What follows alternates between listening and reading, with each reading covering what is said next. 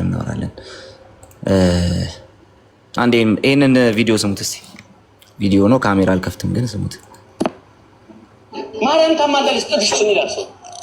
እኔ ድኜ ከካንሰር ነው ድኜ እያየሁ የተጻፈ ይበልጣል ነው ይበልጥ። ማርያም ታማልዳለች ጥቅስ ይላል ሰው። እኔ ድኜ ከካንሰር ነው ድኜ እያየሁ የተጻፈ ይበልጣል ነው ይበልጣል። የሚሆነው ነው የተደረገው ነው ይበልጣል። እየተደረገ ያለውን ገልጬ የማነበው አጠይቁኝ ጥቅስ ይሁንና እመኑ የልቤስ ደርስ የሚል መዝሙር አለ። አሜታ ሚለ ሰው ሆኖልህ እያየ ይሆንልሃል የሚል ጽሑፍ አሳየ ማለት የለበትም። በተግባር እያየ የተጻፈው የታለ ማለት የለበትም። እየሆነ እያየ ነው። አንተ ራሱ መጽሐፍ ሆነሃል። የሚነበብ መጽሐፍ ሆነሃል። የሚታይ መጽሐፍ በጌታ ስም ይደገም። ማርያም ታማልዳለች ጥቅስ ይላል ሰው። እኔ ድኜ ከካንሰር ነው ድኜ እያየሁ የተጻፈ ይበልጣል ነው ይበልጣል። የሚሆነው ነው የተደረገው ነው ይበልጣል። እየተደረገ ያለውን ገልጬ የማነበው አጠይቁኝ ጥቅስ ይሁንና እመኑ የልቤስ ደርስ የሚል መዝሙር አለ። ኧረ መዝሙሩን ስሙት። ይሁንና እመኑ የልቤስ ቢደርስ ማርያም ታማልዳለች ጥቅስ ይላል ሰው። እኔ ድኜ ከካንሰር ነው ድኜ እያየሁ የተጻፈ ይበልጣል ነው ይበልጣል። የሚሆነው ነው የተደረገው ነው ይበልጣል። እየተደረገ ያለውን ገልጬ የማነበው አጠይቁኝ ጥቅስ ይሁንና እመኑ የልቤስ ደርስ የሚል መዝሙር አለ። አሜታ ሚለ ሰው ሆኖልህ እያየ ይሆንልሃል የሚል ጽሑፍ አሳየ ማለት የለበትም። በተግባር እያየ የተጻፈው የታለ ማለት የለበትም። እየሆነ እያየ ነው። አንተ ራሱ መጽሐፍ ሆነሃል። የሚነበብ መጽሐፍ ሆነሃል። የሚታይ መጽሐፍ አንተ ራስህ የሚነበብ የሚታይ መጽሐፍ ሆናል። ገልጬ የማነበው አትጠይቁኝ ጥቅስ ምንድን ነው? የልቤ ሲደርስ እና ጥቅስ አያስፈልገውም።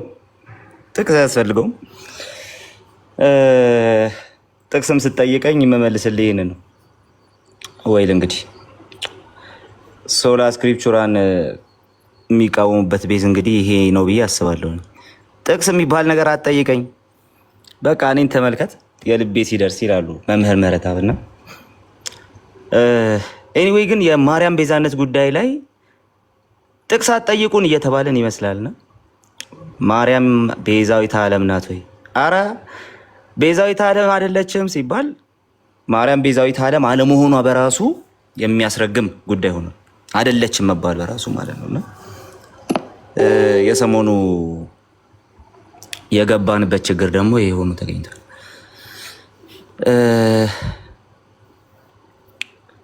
ማርያም ቤዛዊተ ዓለም የተባለችበት ብቻ አይደለም፣ ፍጡራን ቤዛ የተባሉበት ለክርስቲያን ፍጡራን ቤዛ የተባሉበት ሲባል ጫማ ቤዛ ተብሏል እየተባልን ነው። ጫማ ቤዛ ተብሏል። ሌላም ነው ቤዛ የተባለው ጋይስ። ሙሴም ቤዛ ተብሏል። ገንዘብ ቤዛ ተብሏል። ያ እና የመሳሰሉት እና ጥያቄው እከሌ ቤዛ ተባለ ወይ? ወርቅም ቤዛ ተብሏል። እከሌ ቤዛ ተባለ ወይ? ለክርስቲያኖች ሌክ ሚውት ኦኬ። እሺ ለክርስቲያኖች ቤዛ ተብሎ የተሰጣቸው ምንድን ነው? ዋናው ጉዳይ ክርስቲያኖች ቤዛችሁ የተባሉት መጽሐፍ ቅዱስ ላይ ምንድን ነው? መጽሐፍ ቅዱስ በተደጋጋሚ ክርስቶስም ከቤዛነት ጋር ያገናኘዋል፣ ከመስቀል ስራው ጋር ያገናኘዋል። ከዛ ባለፈ ቤዛነትን ለምንም ፍጡር ለክርስቲያኖች ሰጥቶ ያውቃል።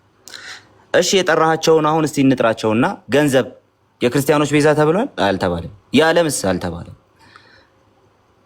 እሺ ሙሴ ራሱ ተብሏል? አልተባለም። እና ባለፈው እያነበብኩላችሁ ነበር የዮሐንስ አፈወርቅን ማለት ነው። ሙሴን ያነሳና ሹምና ቤዛ የተባለበትን ቦታ የሐዋርያት ሥራ ምዕራፍ 7 ቁጥር 35 ማለት ነው ታይፖሎጂ ይሰራል ከክርስቶስ ጋር። ክርስቶስም እንዲሆኑ ነበር ብሎ ማለት ነው። ስለዚህ ለክርስቲያኖች ቤዛችሁ ተብሎ የተነገረው ክርስቶስ ብቻ ነው። ክርስቶስ ከመስቀል ስራው ጋር በተገናኘ ነው ቤዛ ተብሎ የተነገረው እንጂ ከዛ ባለፈ ቤዛ ተብሎ ለክርስቲያኖች የተነገረለት ነገር የለም ሲባል ምን እየተባለ ነው? ሄሬኒዮስ እኮ ማርያምን ምክንያተ ድኂን ብሏታል። በነገራችን ላይ ሄሬኒዮስ ማርያምን ምክንያተ ድኂን ብሏታል ካላችሁ በኋላ እንዴት አድርጎ እንዳላት ስትመለከቱ ደግሞ ሌላ ጥያቄ ያስነሳል። ለምን ሄሬኒዮስ ማርያም ምክንያተ ድኂን ያለበት ምክንያት በእሷ ምክንያት የዓለምን የሚያድን ኢየሱስ ከእሷ ስለተወለደ ነው። ከኢንካርኔሽን አንጻር ማለት ነው። ከእሷ ስለተወለደ ለራሷም ሆነ ለጠቅላላው የሰው ልጆች ሁሉ ኦኬ የመዳን ምክንያት ሆናለች። የመዳን ምክንያት ሆነች የተባለው በምን ምክንያት ነው ሲባል ክርስቶስን በመውለዷና ለራሷም ሆነ ለሰው ዘር ሁሉ የመዳን ምክንያት ስለሆነች ነው ብሎ ያስቀምጧል። የማርያም የምክንያተ ድኅንነት ጉዳይ እዚህ ጋር ያበቃል ማለት ነው። ወገኖቻችን ማርያምን ምክንያተ ድኂን ወይ ደግሞ ራሱ ቤዛ የሚለውን ሀሳብ እንዴት አድርገው እንዳስቀመጠው ማየቱ ጥሩ ነው ብዬ አስባለሁ። የእነሱ ቤተክርስቲያን ትምህርት ራሱ ማለት ነው። እና እሱን እያየው እየገረመኝ ነበረ። ሶስት ነገሮችን ያነሳል። የዓለም ቤዛዊተ ዓለም ማለት የዓለም መድኃኒት ማለት ነው ይላሉና ሐመረ ብርሃን ቅዱስ አባ ሳሙኤል ገዳም ላይ ማለት ነውና እዛ ላይ የተሰራ ማቴሪያል ነው ማነብላችሁ። ቪዲዮ ስለተሰራበት ታገኙታላችሁ። የማህበረ ቅዱሳን ኦፊሻል ድረገጽ ላይም ይሄንን ታገኛላችሁ።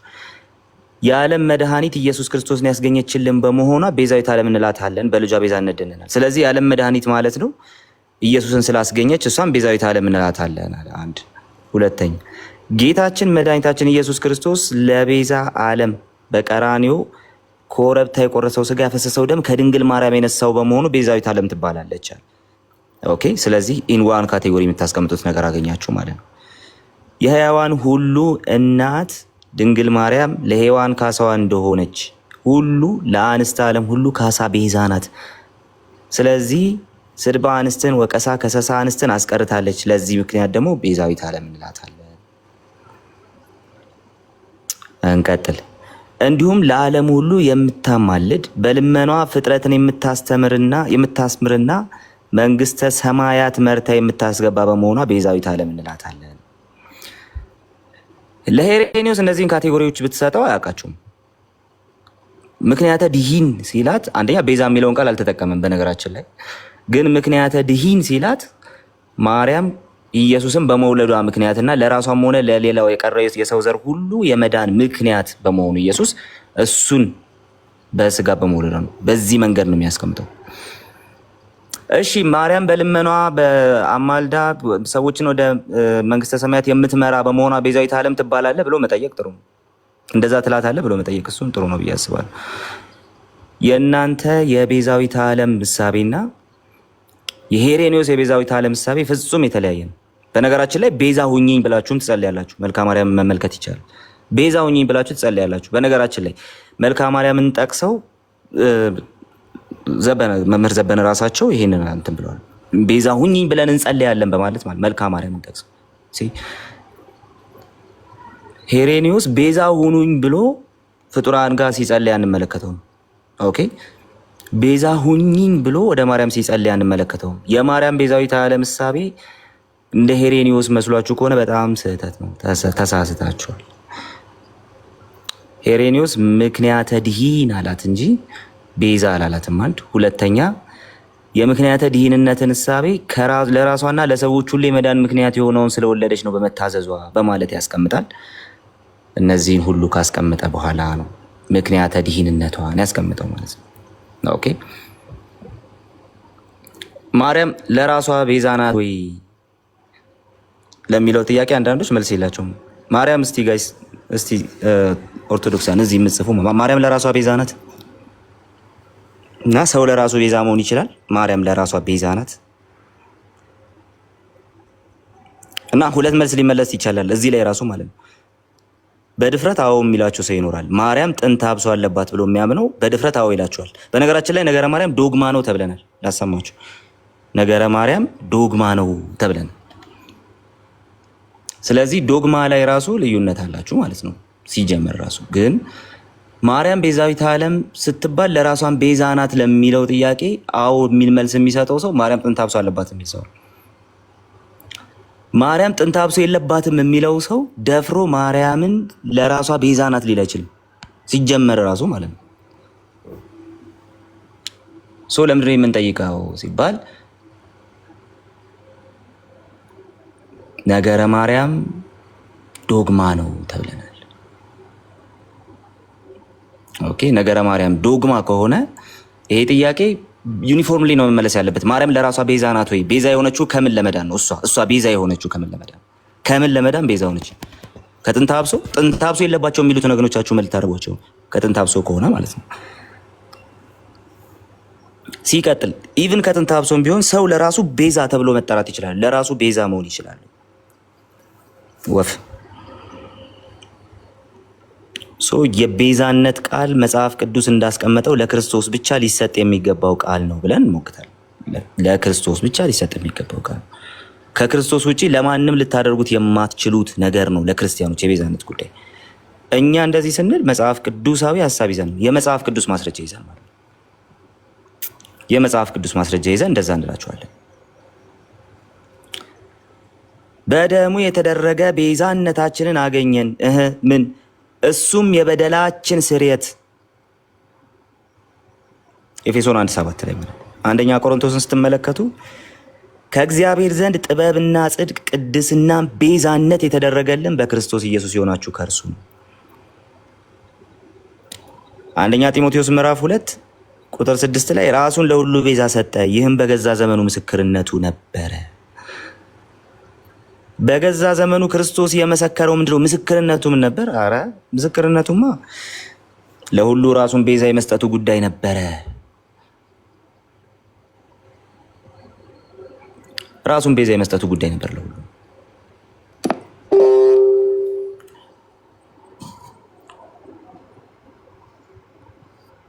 የሰው ልጅ ሊያገለግል ነፍሱንም ስለሌሎች ቤዛ ሊሰጥ መጣ እንጂ እንዲያገለግሉት አልመጣም ብሎ መጽሐፍ ቅዱስ የነገረን ይሄንን ነው።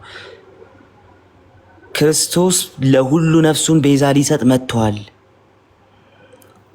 ይሄ በገዛ ዘመኑ ምስክርነቱ ነበረ። ክርስቶስ በነበረበት ጊዜ በምድር ላይ ሌሎች ለክርስቲያኖች ቤዛ የሚሆኑ ነገሮችን አንድም አልነገረንም። አረ የቃል ጉዳይ ነው ይሄ። ቃል ላይ አታተኩሩ። አረ እባክህ ቃል ላይ አናተኩር። ቃል ላይ አናተኩር ይሻላል።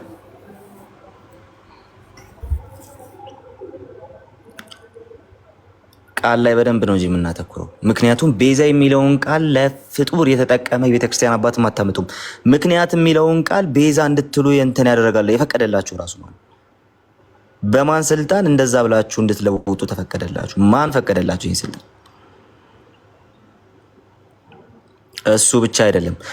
የቤተ ክርስቲያናችሁ ማርያም ቤዛዊት ዓለም የምትባለው በዚህ ምክንያት ነው ብሎ የሚያስቀምጠው እንትን ትርጉም በጭራሽ ነው የሌለው። በመጽሐፍ ቅዱስ ውስጥ ማርያም መንግስተ ሰማያት መርታ የምታስገባ በመሆኗ ቤዛ እንላታለን የሚለውን ከየት አመጣችሁት? ከየት አመጣችሁት? መጽሐፍ ቅዱስ የሁሉ የበላይ ባለስልጣን ነው፣ ሊሳሳት የማይችለው እሱ ነው ስንል ከእንዲህ አይነት ስህተታችሁ እንዲያርማችሁ ጭምር ነው። ከየት አመጣችሁት? ቤዛ ሁኝን ብላችሁ ወደ ማርያም እንድትጸልዩ ከየት አመጣችሁት? በማን ስልጣን ነው ይህንን የቤዛነት ሀሳብ ከኢየሱስ ወስዳችሁ ለሌላ ፍጡር እንድትሰጡ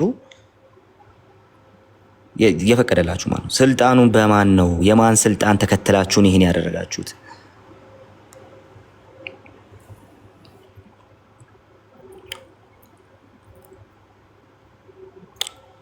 ከማን ጋር ተስማሙ? አንተና ማን ብትወያዩ መልካም ነው። አረ ግድ የለም እኔና ማን እንወያያለን። ይኸው እዚያ አጠገቤ ነው ያለው። በደንብ አድርገን ተነጋግረን ተስማምተን ቡና እየጠጣን ነው የምንወያየው። ይገርማችኋል። እኔና ማን አንድ የሚያደርገን አንድ ነገር አለ። እሱም ምንድነው? የፈጣሪን ጉዳይ ለፍጡር አንሰጥም። የፈጣሪን ስራ ለፍጡር አንሰጥም። ለፈጣሪ የተነገረን ነገርኛ ለፍጡር አንሰጥም። ነገሩ ያለቀው እኮ አስቀድሞ ቆይቼ እግዚአብሔርን ደጅ ጠናሁት የሚለውን ለፍጡር ሰታችሁ በደጅ ጠናው ቆይቼ ብላችሁ ለማርያም ስታስቀምጡ ያን ጊዜ ነው ያለቀው ነገሩ። ያለቀው ነገር ያኔ ነው። የፈጣሪን ለፍጡር እኛ አንሰጥም። የፈለገ ቢሆን በምልከታ ልንወያይ እንችል ይሆናል። የፈጣሪን ለፍጡር ብንሞት ነው ማንሰጠው። የቤዛነት ጉዳይ ለክርስቶስ የተሰጠ ቃል ነው፣ ለፍጡር የማይሰጥ ቃል ነው። ከየት አመጣና አስቀመጥክ አንተ? መጽሐፍ ቅዱስ ውስጥ ትምህርት ውስጥ መጽሐፍ ቅዱስ ውስጥ የሌለን ነገር ከየት አመጣና አስቀመጥከው? በማን ስልጣን አስቀመጥከው? በማን ስልጣን? ኦኬ፣ ይሄ ከልቲክ የሆነ ሰው ሰራሽ የሆነ ትምህርት ማለት ይሄ።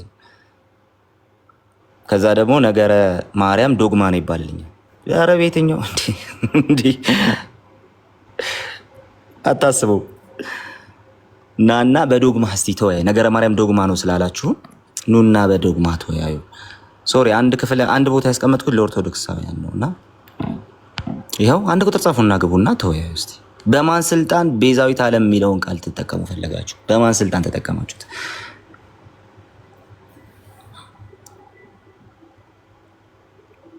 ሄሬኒዮስ ቤዛነትን ተናግሯል። ማርያም ምክንያተ ድኂን ሲል ሄሬኒዮስ ስለ ቤዛነት ነው የተናገረው። ከምር ነው። አንተ እኮ ሄሬኒዮስ እንደሚለው አትልም እኮ ሲጀመር። ሄሬኒዮስ እንደሚለው ካላችሁ ኑ አሳዩን እስቲ። ይኸው we are challenging ኑ አሳዩን።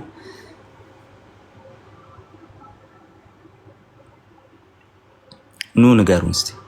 ሄሬኒዮስ እንደሚያምነው ከሆነ የምታምኑት ኑና አሳዩን እኮ። ኦርቶዶክሶችን ፍቅሩሻ እየጠራው እኮ ነው፣ ግን የሉም። ይኸው አንድ ቁጥር ጻፉና ግቡ እያልኩኝ ሰው የክርስቶስ ቤዞታዊ ስራ ላይ እንድንወያይ ያስቀድመው ከክርስቶስ ውጪ ያሉ ቤዛዎችን ሁሉ ጠራርገን ማስወጣት አለብን ከቤተ ክርስቲያን። በነገራችን ላይ ከማን ጋር ተወያይ እኔና እሱ ከቤተ ክርስቲያን መጀመሪያ ጠራርገን ያስወጣነው ጉዳይ ቢኖር፣ ከኛ ህይወት ጠራርገን ያስወጣነው ጉዳይ ቢኖር የፍጡር ቤዛነትን ጉዳይ ነው። ከልቲክ የሆነ ትምህርት፣ ሰው ሰራሽ የሆነ ትምህርት ስለሆነ ማለት ነው።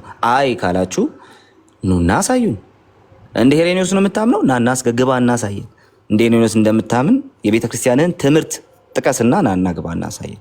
በዛ ላይ ዶግማችሁ ነው። አሁን በዶግማችሁ እንወያያላችሁ ነውና ግቡና አሳዩን። በጣም ስለ ሄሬኒዮስ ሲነሳ ስለነበር ማለት ነው።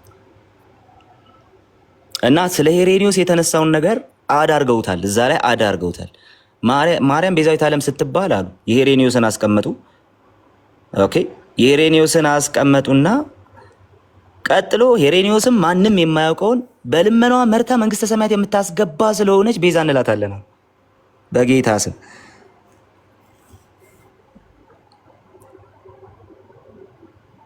ሶ ቤተ ክርስቲያናችሁ ራሱ እንደ ሄሬኒዮስ አይደለም የምታምነው፣ ትጨምራለች። ሄሬኒዮስ ሲጀምር ቤዛ አላለም፣ ግን እሱ ላይ ጨምራ ነው ቤዛነትን የምታስተምረው። ሶ አንዱ ቢጎድል የቤዛነት ጉዳይን መቀበል ትችሉ ይሆን?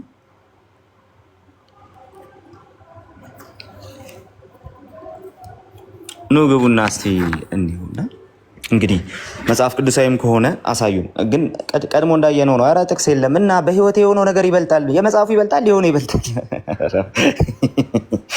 አይ ላይክ ኢት በጣም የመጽሐፉ ይበልጣል፣ የሆነ ይበልጣልና ለማንኛውም እስቲ ግቡና ጠይቁን እስቲ። ቃሌ የሆነ ምንድነው ባለፈው ነበርክ ሲወያዩ ጊዜ ምን በሚለው ላይ የማርያምን ቤዛነት ለማሳየት ዘፍጥረት 3:15 ነው የጠቀሰው ማለት ነው። ኦኬ ከሴቲቱ የሚወለደው የሚለው አረ ከአንተና ከሴቲቱ መካከል ላይ ጥሉን አደርጋለሁ የሚለውን ማለት ነው። ኦኬ እሷ ሴት ማርያም ናት ብለውም ጠቅሰው ነበር። በሱ መንገድም ያስረዱ ከሆነ እንስማቸው እስቲ። ቡና እንግዲህ ቶማስ ገብቷል። ቶማስ እንዴት ነህ? ወይ አጋፔ ሰላም ስራ ላይ ሆኜ ነው እኮ ለዛ ነው። እሺ ቶማስ አንዴ እኔ የምለው አይ እኔ እንኳን አጭር መልዕክት ነው ያለኝ። ለምን ሚዩት እየተደረጉ ስለሆነ ብዙ ሀሳቦች ከታች ኮሜንት ላይ ሚዩት ባይደረግ ጥሩ ነው። አይ ተደረጋል። እንደበቀቀን መልስ ነው የገባው ወይስ ቶማስ? አይ እሱን ላስተላልፍልህ ነው። ሁለተኛ ደግሞ እዛው ከማን ጋር ስለ ዓለም ቤዛ ለምን አትጨርሱም? ቀውሬ ላለው ነገርኳችሁ።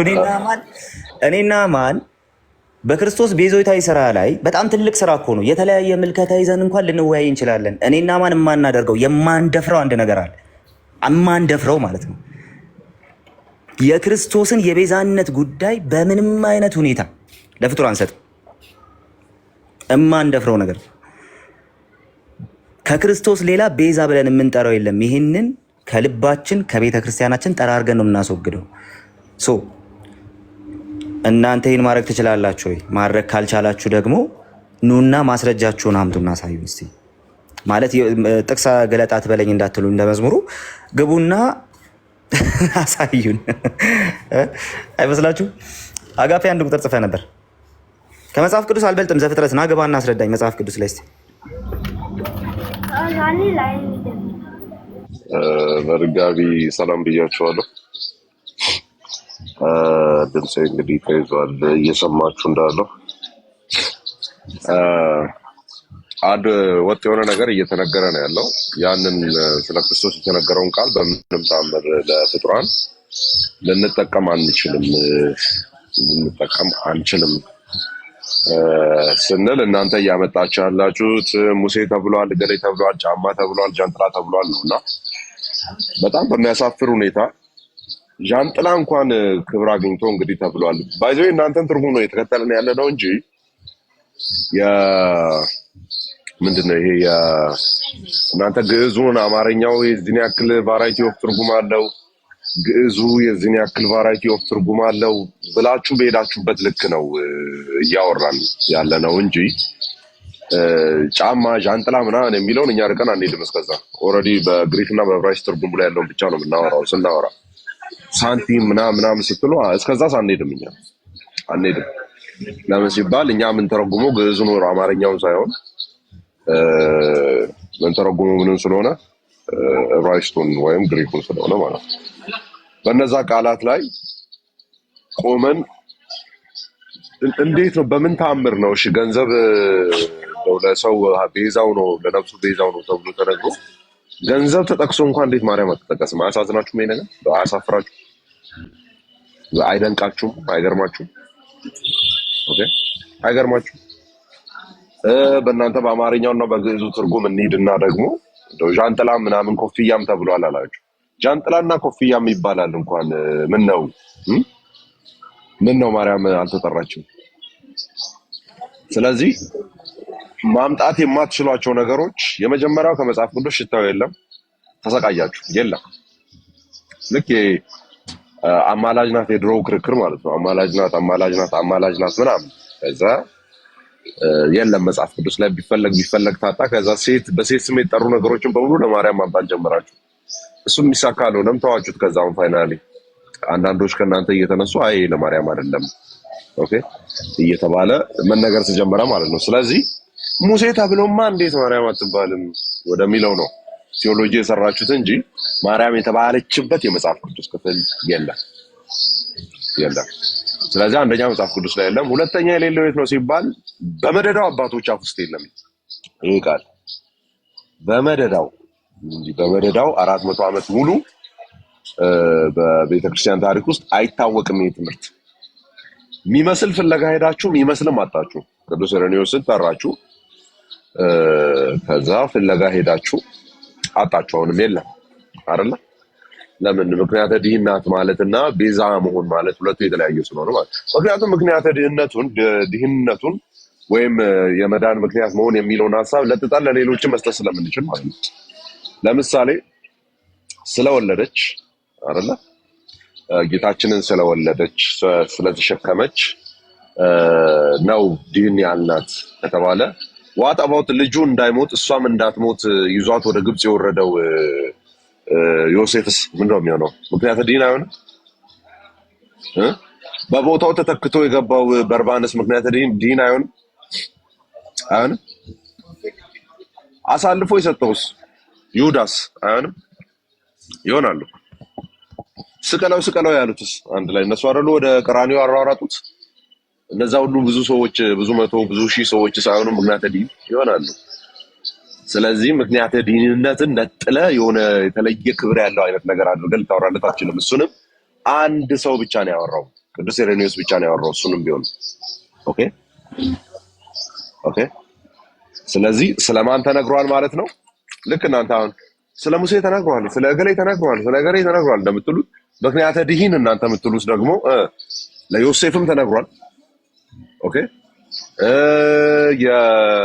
ምንድነው ለበርባንም ይሰራል፣ ለይሁዳም ይሰራል፣ ስቀለው ላለው ህዝብም ይሰራል ምክንያተ ድህነቱ። ምክንያቱም እያንዳንዱ የራሱ ገባሪነት ስላለው ማለት ገባሪነት ስላለው ምንም ዩኒክ ነገር ልታመጡለት አትችሉም። እዛ ቦታ ላይ ምንም ዩኒክ ነገር ልታመጡለት አትችሉም። ኦኬ ልታመጡለት አትችሉም።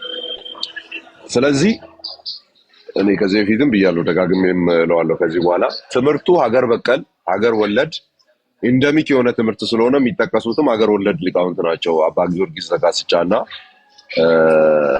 ቅዱስ ያሬድ ባለዜማው ማለት ነው። እነዚህ ናቸው የሚጠሩት። ኦኬ እነዚህ ናቸው የሚጠሩት። ጥሩ ሌሎችን አባቶች ስትሉ ስታዝጉና እንደምትሉት ጥሩ ሌሎችን ጥሩ የለም የምትጠሩት አያችሁ፣ ወላጅ አልባው ናችሁ። ስለዚህ ትምህርቱ ሰው ሰራሁት ለምን አተውቱም? በቃ ዲፌንድ አታርጉት፣ ተውት። አንድ አባት መጥቀስ የማትችሉለትን ትምህርት ዶግማችን ነው አንገታችን ነው የምንሰጠው ምናምን ስትሉ ነው ያየነው እና የሚያስኬድ አይደለም። እስቲ ካለ ወይ ምክንያት ልዩነቱንም ይሁን የዓለም ቤዛ ነው ብሎ የተረጎመ የቤተክርስቲያን አባት ካለ ግቡና አሳዩን ከመጽሐፍ ቅዱስ። እንግዲህ ያው ተስፋ ቆርጠናል፣ ማሳየት አትችሉም። ከመጽሐፍ ቅዱስ ልታሳዩን እንደማትችሉ ስላወቅን እስቲ ከአባቶች ዝም ብላችሁ ሞክሩ እና ዘፍጥረት ሌላ ቦታ ስትሰድበኝ ነበር ማቀ እዚህ ደግሞ አሁንም ስድብ ጀመርክ። በራሴም ቦልክ ያለው እዚህ ቤትም ቦልክ ያለው ሄደፋ ከዚህ ሄደታ ይሄን ይመስላል። እስቲ መወያየት የምትችሉ መምህራን የሆናችሁ ነገሩ ላይ እውቀት ያላችሁ ሰዎች የገቡ ሰላም ይበሉን።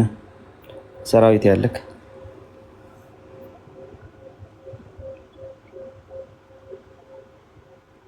አርም ደግሞ ቤዛ የሆነልን እሱ ብቻ ነው። መጽሐፍ ቅዱሳችን ይህንን የሚያስተምረው እና ፍጡራን በዚህ ሂደት ውስጥ እንዴት ቤዛ ሊባሉ እንደሚችሉ እኔ መጽሐፍ ቅዱስ አላየሁም። ለምን እንደዛ እየተባለ እንዳለም እየገባኝ አይደለም። መዳናችንን በተመለከተ በአስተዋጽኦ ደረጃ ሁሉ ከሱ ነው ወገኖቼ፣ ምንጩም እሱ ነው፣ መነሻውም መድረሻውም እሱ ነው። ስለዚህ በሌላ ሴንስ ሰዎችን ወይንም ደግሞ የተለያዩ ነገሮችን ቤዛ ማለት እንችላለን አንችልም፣ እሱ ሌላ ክርክር ነው፣ ሌላ ርዕስ ነው። አሁን እያወራን ያለነው ስለ ማዳኑ ነው። እኛን ከጨለማ ወደ ብርሃን ማምጣቱ፣ የዘላለም ሕይወት መስጠቱ።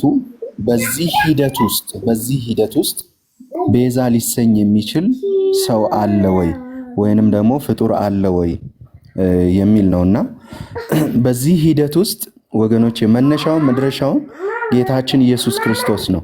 ለምሳሌ አሁን ወንጌልን የሰበኩልን ሰዎች አሉ አይደል? ወንጌልን የሰበኩልን ሰዎች አሉ። የክርስቶስን ወንጌል የነገሩን ሰዎች አሉ። እነዚህን ሰዎች ቤዛ ብለን እንጠራቸዋለን ወይ? አንጠራቸውም። ምክንያቱም ምንድነው? ወንጌልን እነርሱ ራሳቸው እንዲሰብኩልን ያዘጋጃቸው ጌታችን ኢየሱስ ክርስቶስ ራሱ ስለሆነ መዳን ወገኖቼ መነሻውም መድረሻውም ጌታ ኢየሱስ ክርስቶስ ነው።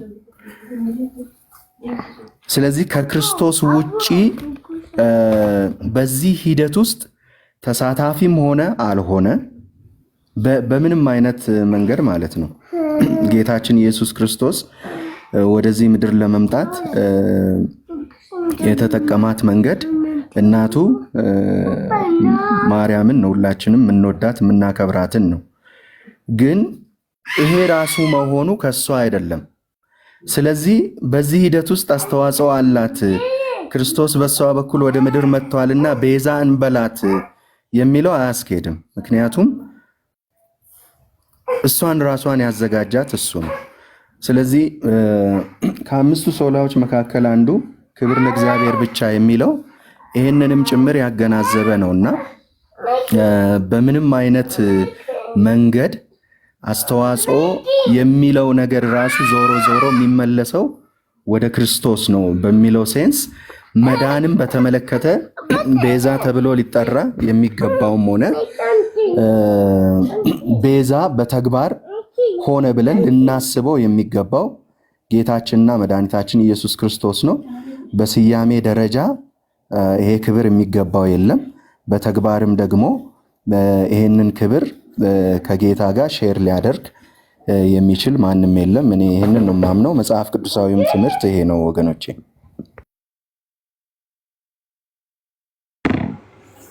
ፕሌሲዩ ዳኒ ተባረኩ ጋይስ። እዚህ ላይ ያላችሁት የምትሉን ነገር ካለ መድረኩ ክፍት ነው።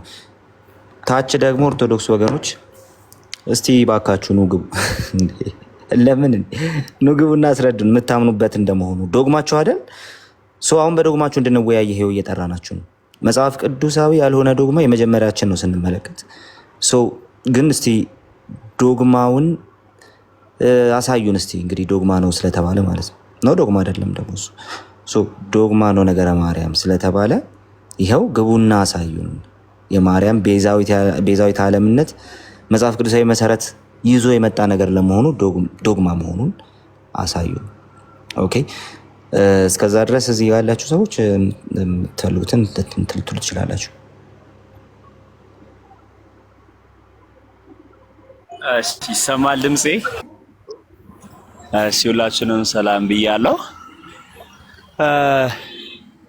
ሰሞኑን አንድ የሆነች ቪዲዮ አይቼ ነበረ። ምላሽ አሁን ለሚወራው ነገር ምላሽ በሚመስል ሁኔታ አኬ ሲያነሳ የነበረው ነጥብ ምንድን ነው? ቃሉ ከሆነ የቸገራችሁ ስላሴ የሚለው ቃል እኮ ቃል በቃል መጽሐፍ ቅዱስ ውስጥ የለም። እንደውም ሌላ ተውና እናንተ ፕሮቴስታንት የምታምኑ ቱሊፑ ራሱ ቃሎቱን እናንተ ነን እንጂ ያስቀመጣችሁት እንትኑ የለም። ቃል በቃል እንትኑ ቃሉ ተርሚው የለም መጽሐፍ ቅዱስ ውስጥ የሚል ሙግት እያነሳ ነበርና ያን ሲል ሊያስረዳ የፈለገ ነገር ምንድነው? ተርሙን እኛ አስቀመጥንለት እንጂ ትምህርቱ አለ የሚል ይመስላል። ምክንያቱም ያነሳቸው ዶክትሪኖች ክርስቶሎጂ ላይ ያሉ ተርሞች ሆነ ትሪኒቲ ላይ የተለያዩ ትምህርቶቻችን ላይ ያሉት የምንጠቀማቸው ተርሞች ጽንሰ ሐሳባቸው መጽሐፍ ቅዱስ ውስጥ ያለ ነው እና ጽንሰ ሐሳባቸው ትምህርቱ መጽሐፍ ቅዱስ ውስጥ ኖሮ መጽሐፍ ቅዱስ ውስጥ ላለ ለተደራጀ ለዛ ትምህርት ነው ተርም የምናስቀምጠውና እንግዲህ ተርሙን ብቻ አይደለም ያመጡት ብዬ ነው የማምነው። ተርሙን ብቻ ሳይሆን ትምህርቱ ራሱ ኮምፕሊትሊ የለም መጽሐፍ ቅዱስ ውስጥ። እኛ የከበደን ቃላቱ አይደለችም ትምህርቱ ኖሮ ቃሏን እናንተ ለዚህ ትምህርት ቃል አበጅታችሁላት ቢሆን ኖሮ ችግር የለውም። ልክ አሁን ስላሴ የሚለው መሰረታዊ ነጥቦቹ መጽሐፍ ቅዱስ ውስጥ አለ። ለምሳሌ ስላሴ መሰረታዊ ነጥቦች እግዚአብሔር አንድ ነው የሚለው መጽሐፍ ቅዱሳዊ ነው። ሶስት አካላት ዲስቲንክት መሆናቸው መጽሐፍ ቅዱሳዊ ነው። እያንዳንዱ አካላት ደግሞ ኮኢኳልና ኮኢተርናል ናቸው ብለን ምናምነው በሙሉ ሶስቱም ነጥቦች ማለት በሚቻልበት ሁኔታ ወይ ዘርዘር ስናደርገው 5 ነጥብ ይሆናል። ሁሉም መጽሐፍ ቅዱስ ውስጥ ቁጭ ብሎ ተቀምጠዋል እና ልክ እንደዚህ ጽንሰ ሐሳቡ መጽሐፍ ቅዱስ ውስጥ ኖሮ ነገር ግን ትምህርቱ ባይኖር አሁን የማርያም ቤዛዊነት ጉዳይ ቤዛ ናት የምንለው ጉዳይ አስተምሮ መጽሐፍ ውስጥ ኖሮ ትምህርት ቃሏ ባትኖር ችግር የለውም። አሁን ቃሏንም ትምህርቷንም አዲስ አመጣችሁ ነው እያለን ያለ ነው የሚል ሐሳብ ነው ያለኝ። ተባረኩ።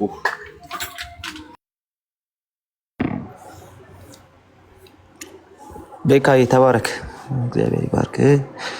ወይል አላችሁ ወይስ የላችሁም ኦርቶዶክስ ወገኖቻችን? ማቴዎስ አለ ናገባ እስቲ። መቼም ጌታ ረድቶ ደህና እንደምታወራን ተስፋ አደርጋለሁ።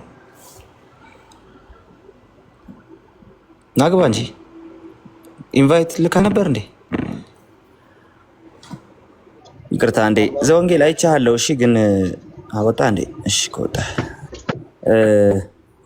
እንዴት ነህ ልኝ? አለሁልህ። ትላንትና ሳንጨርሰው ወጣሁኝ እኔ። አይገርምም? እኔ እኮ በቲክቶክ ላይ ወጥቼ በቃ ቃሌ ፈርቶኝ ወጣ ምናምን ብዬ እኮ ብዙ ዜና ሰራው። ቃሌ ፈርቶኝ ወጣ ብዬ እኮ ብዙ ዜና ሰራውበት። ቲክቶክ እኮ ቀድመህ ከወረድክ ችግሩ ይሄ ነው። በቃ ፈርቶ ረፈረጠጥ ባለ እና በቃ እየረፈደብህ ራሱ ቁጭ ትላለህ ምናምን። አይ አጋጣሚ ሆኖ ሰዓትም ስላልነበረ ወጣ። ከዛ በኋላ ብዙም እኔም አልቆየውም፣ ረግጠው አስወጡኝ። ምን አድርጊያቸው ሳላውቀው ሰሞኑን ዝም ብሎ መራገጥ ጀምረዋል ሰው ነው። እኛ እዚህ ምናምን ካለ እንትን ይልሃል ታውቃለህ። ከማይስማማበት ከሆነ ከሚያዳምጥ ልዩነቱን ከማወቅ ይልቅ ያወርደዋል። አዎ እንግዲህ አንዳንድ ጊዜ ያው ኢሪቴትድ የሆኑ ቃላት መለዋወጥ ሲጀመር አክቹሊ ያው አንዳንድ ሰዎች ሲገቡ እንደዛ ነው። ትምህርት በቤዛዊት ዓለምነት ጉዳይ ላይ ያለውን ማለት ነውና ቤዛዊት ዓለም ማለት የዓለም መድኃኒት ማለት ነው። ድንግል ማርያም የዓለም መድኃኒት ኢየሱስ ክርስቶስን ያስገኘችልን በመሆኗ ቤዛዊት ዓለም እንላታለን። በልጇ ቤዛነት ድነናልና ጌታችን መድኃኒታችን ኢየሱስ ክርስቶስ ለቤዛ ዓለም ለድህነት ዓለም በቀራንዮ ኮረብታ የቆረሰው ሥጋ ያፈሰሰው ደም ከድንግል ማርያም የነሳው በመሆኑ ቤዛዊት ዓለም ትባላለች። አንድ ሌላ የሕያዋን ሁሉ እናት ድንግል ማርያም ለሔዋን ካሳዋ እንደሆነች ሁሉ ለአንስተ ዓለም ሁሉ ካሳ ቤዛ ናት። ስድባ አንስትን ወቀሳ ከሰሳ አንስትን አስቀርታለችና።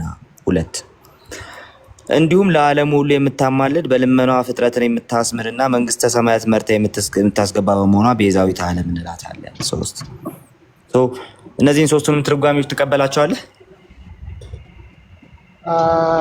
አይ ቲንክ የመጀመሪያውን አላውቅም በደንብ ስላልገባኝ፣ ግን ሁለቱን ግን ይቀበላቸዋል። ለምሳሌ ሁለተኛው ያው ምትክ የሚለውን ለመግለጽ ነው ከሔዋን ጋር በተያያዘ። ሶስተኛውም ደግሞ ያው እሷን ብቻ ሳትሆን ሁሉም ቅዱሳኖች በማማለድ በምልጃቸው ያው መንግስተ ሰማያት እንድንገባ ይረዱን ብለን እናምናለን። ይሄ እኛ እምነት። እስቲ የመጀመሪያው ግን አልገባኝም። ያው እሺ ችግር የለውም። የገባህ ላይ እንትን እናደርግና እናልፋለን። ምትክ ስትል የማን ምትክ ነው? እዚህ ምንባብ ላይ የማን ምትክ ተብሎ ነው የተቀመጠው?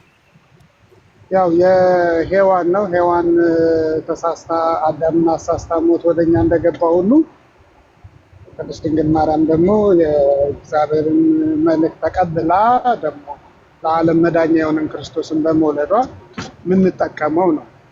ጀስት ቃላት ነው። ባይዘዌ ቃላት መግባቢያ ነው እና ይሄንን ለምሳሌ ምትክ ስትል የሔዋን ምትክ እያልክ ነው አይደል? ምትክ ማለት ለምሳሌ አሁን አንድ ነገር ሲጎልብህ ያንን የጎደለብህን ነገር የሚያጣጣል ወይም ደግሞ ተክቶ የሆነ ጥቅም ቢሰጥ ነገር የምተካው ነገር ሊኖር ይገባል። ያው ያ ካልሆነ ተካስኳል። ላጣኸው ነገር ደግሞ ያገኘህባት በተቃራኒው ምትካችን እሷ ናት ብለን ነው የምናምነው። ከሰው ዘር አንድ ንጽሕት ተገኘች፣ በቃ በእሷ ማኅፀን አደረ፣ ይህን ቀራንዮ ላይ ተሰቅሎ አዳነን ነው። ይሄንን ለመናገር ስለዚህ ምትክ የሚለው ቃል ለሔዋን ነው አይደል? እዚህ ጋር ያ በሔዋን ቦታ ተተክታ በማኅፀኗ ላደረው ለቅድስት ድንግል ማርያም ምትክ የሚለው እሱ ነው እኮ። የማን ምትክ ብለን ነው የምንጠራው? ይሄንን አባባል የሔዋን ምትክ በሔዋን ተተክታ። ስለዚህ የቤዛነት ጉዳይ እዚህ ጋር ቤዛዊት ዓለም ለማለት አያስችለንም። አዎ ለዓለም ያስባላት ምን መሰለህ? የያዘችው የማኅፀኗ ፍሬ ለዓለም ስለሆነ የሞተው ብለን ስለምናምን ነው። ምክንያቱም ለተወሰነ ሰው ምናምን አይደለም፣ አጠቃላይ ለዓለም ክርስቶስ የመጣው። ስለዚህ እሷ የያዘችው በማኅፀኗ የተሸከመችው ፍሬ ለዓለም ስለሆነ ለዓለም ሁሉ ነው። ያንን በማኅፀኗ የተሸከመችው ለዓለም ሁሉ እንጂ ለተወሰኑ ሰዎች አይደለም የሚለውን ለመናገር ገባኝ። ምትክነቱ ለሔዋን ነው ካልከኝ ግን ምትክ የሚለውን ከሆነ ቤዛ ያልከው የሔዋን ምትክ እያልክ ነው፣ የሔዋን ቤዛ እያልክ ነው እንጂ የዓለም ቤዛ እያልክ አይደለም ነው። ሌላ ማብራሪያ ያስፈልግሃል እንጂ የዓለም ቤዛ እያልክ አይደለም። ምን መሰለህ አሁን ለምሳሌ ለዓለም አሁን ሔዋን ተመታለች። ይቅርታሽ ሶሪ ያረኩኝ ዝም ብሎ ሌቤ ላይ ገባ። ሔዋን ያንን ነገር ስታደርግ አጠቃላይ ሙሉ ዓለም ላይ ነው፣ ሁሉም ነው ሞትን የቀመሰው አይደለ? ስለዚህ አንድም የተረፈ የለም፣ ሁላችንም ነው ሞትን የቀመሰው። ስለዚህ ሞት ወደ ዓለም ገባ የምንለው እሷ የሰራቻት ስራ አንዲትና አንድ ነች። በቃ ሰይጣን ሰማች፣ ተሳሳተች፣ እዛ ደግሞ አዳምን አሳሳተች። ከዛ በኋላ ሞት ለሁላችንም ሆነ። አሁን ደግሞ ቅድስት ድንግል ማርያም ደግሞ እንደዚሁ የእግዚአብሔርን ቃል ስለሰማችና ይሁን ይደረግልኝ ስላለች ስለተቀበለች ሁላችንም ምንድንበትን ክርስቶስን አገኘን። አሁን ይሄ በቃል ደረጃ ነው የምንጠቀመው። ገባህ? አሁን እኮ በቃል ደረጃ ራሱን እንውሰደው ሲባል የሚለው እንዲያስረዳልህ ነው። ለምሳሌ አሁን ረጅም ሰዓት ስለወሰድክ ጥያቄውን አንድ ጊዜ ፎከስ ላድርገው ብዬ ነው። የሔዋን ምትክ ካልክ የምትክነትን ጉዳይ ለሔዋን ነው። ምክንያቱም ሔዋን ስታ በነበረበት በዛ ማርያም ታዘዘች እያልክ ከሆነ ምትክነቱ አሁንም ለሔዋን ነው እንጂ ለዓለም እያልክ አይደለም።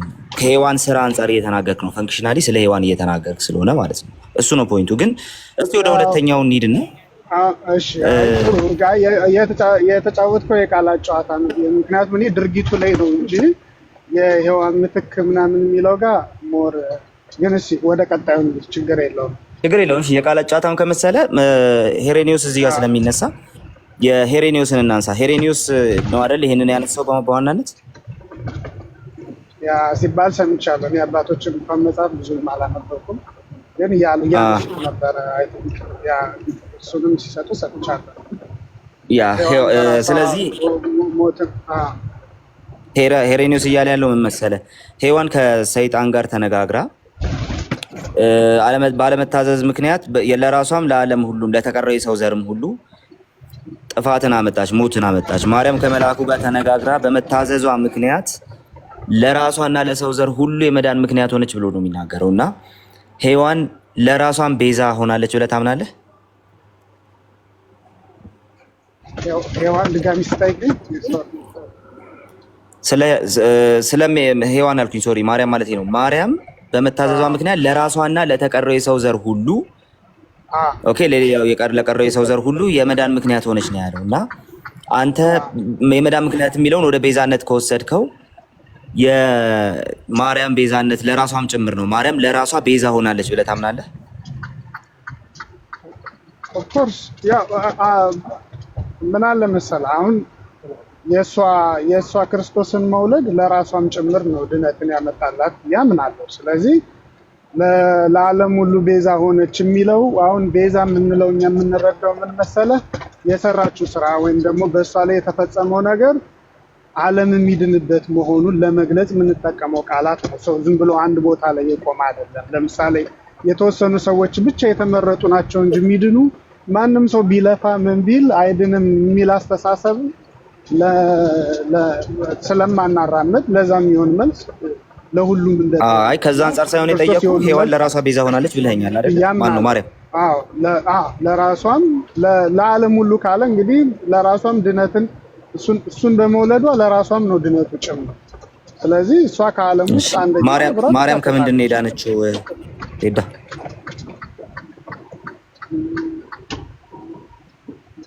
ከምንድን ነው የዳነችው ማለት ሞት ወደ ዓለም ገባ እየተባለ አይደለ? ከዘላለም ስለዚህ ከጥንት አብሶ ነው የዳነችው ማለት ነው ወይስ ደግሞ ከምንድን ነው የዳነችው? ቃል እዚች ጋር የሆነች ሀሳብ ልስጥ። አንደኛ የጥንት አብሶ ምናምን ትንሽ ሰፋ ያለ ነገር ስለሆነ እንትን እንበለውና እኔ በንጽጽር ልንገር የክርስቶስንና የድንግል ማርያምን ቤዛነት። አሁን ለምሳሌ እኔ በቤተ ክርስቲያን ምንድነው እንዴት አልተጋጨብህም የሚለውን ሀሳብ ብመልስ ደስ ይለኛል። ምክንያቱም አሁን እኛ የክርስቶስና የድንግል ማርያም ቤዛነት በጣም ይለያያል። እኛ ቤተክርስቲያን ላይ አሁን ብዙ ጊዜ ሰው ተሸፈነ ከክርስቶስ ጋር እኩል ሆነ የማርያም ቤዛነት ምናምን የሚሉበትን አጋጣሚ ሰማለሁ። ነገር ግን ምንም አይገናኝም ብዬ አስባለሁ። ስለሷ ነገር ትንሽ ልበል። ምክንያቱም ጥንተ አብሶ ውስጥ ከገባው የማልችለውን ዝም ብዬ አንተን አልበልብኝ አልዘበራረቅም። ማላቀውን አላቅም ያልኩ ልበል። ግን ምንድነው የሚያስማማኝ ነገር ለምሳሌ አንድ ፕሮቴስታንት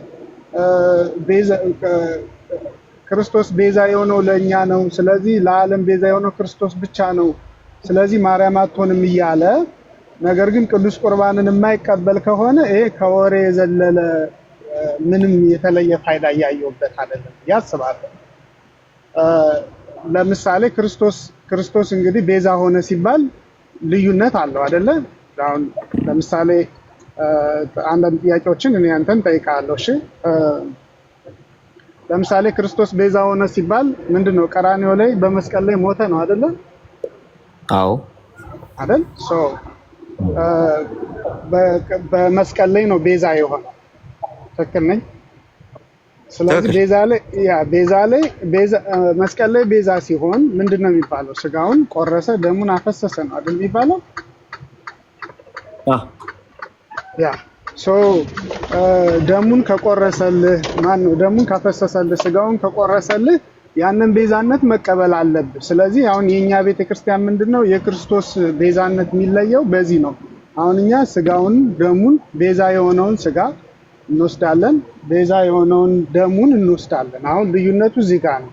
ሶ ምንም የማይገናኘው ነው ልል ፈልጌ ነው። ምክንያቱም ማርያምን ጀስት የዓለም አዳኝን ወለደች ብለን ለመጠቀም ነው እንጂ ቃላቱን የምንጠቀመው የክርስቶስን ግን ከቃላት በዘለለ በተግባር እንወስዳለን። ለምሳሌ አንድ ሰው ክርስቶስ ቤዛ ነው ካለ በኋላ ጥያቄ ጠይቀኝ። እንትን አደረግከው፣ ወደ ሌላ ርዕስ ወሰድከውና የኛ ጥያቄ ያለው ማርያም ለራሷን ቤዛ ናት ካልክ መቤዠት ማለት ባይዘዌ ከሆነ ነገር ዋጋ ከፍሎ ማዳን ማለት ነው። ኦኬ ምትክም በለው ምንም በለው ማለት ነው። ስለዚህ ማርያም ለራሷ ቤዛ ናት ካልክ ማርያም ቤዛነት አግኝታ የወጣችው ከምንድን ነው? ቤዛነት አግኝታ የወጣችው ከምንድን ነው? ቤዛነት ያገኘችው ከምንድን ነው? ቤዛነት ካለ ከሆነ ነገር እየዳነች ስለሆነ ማለት ነው።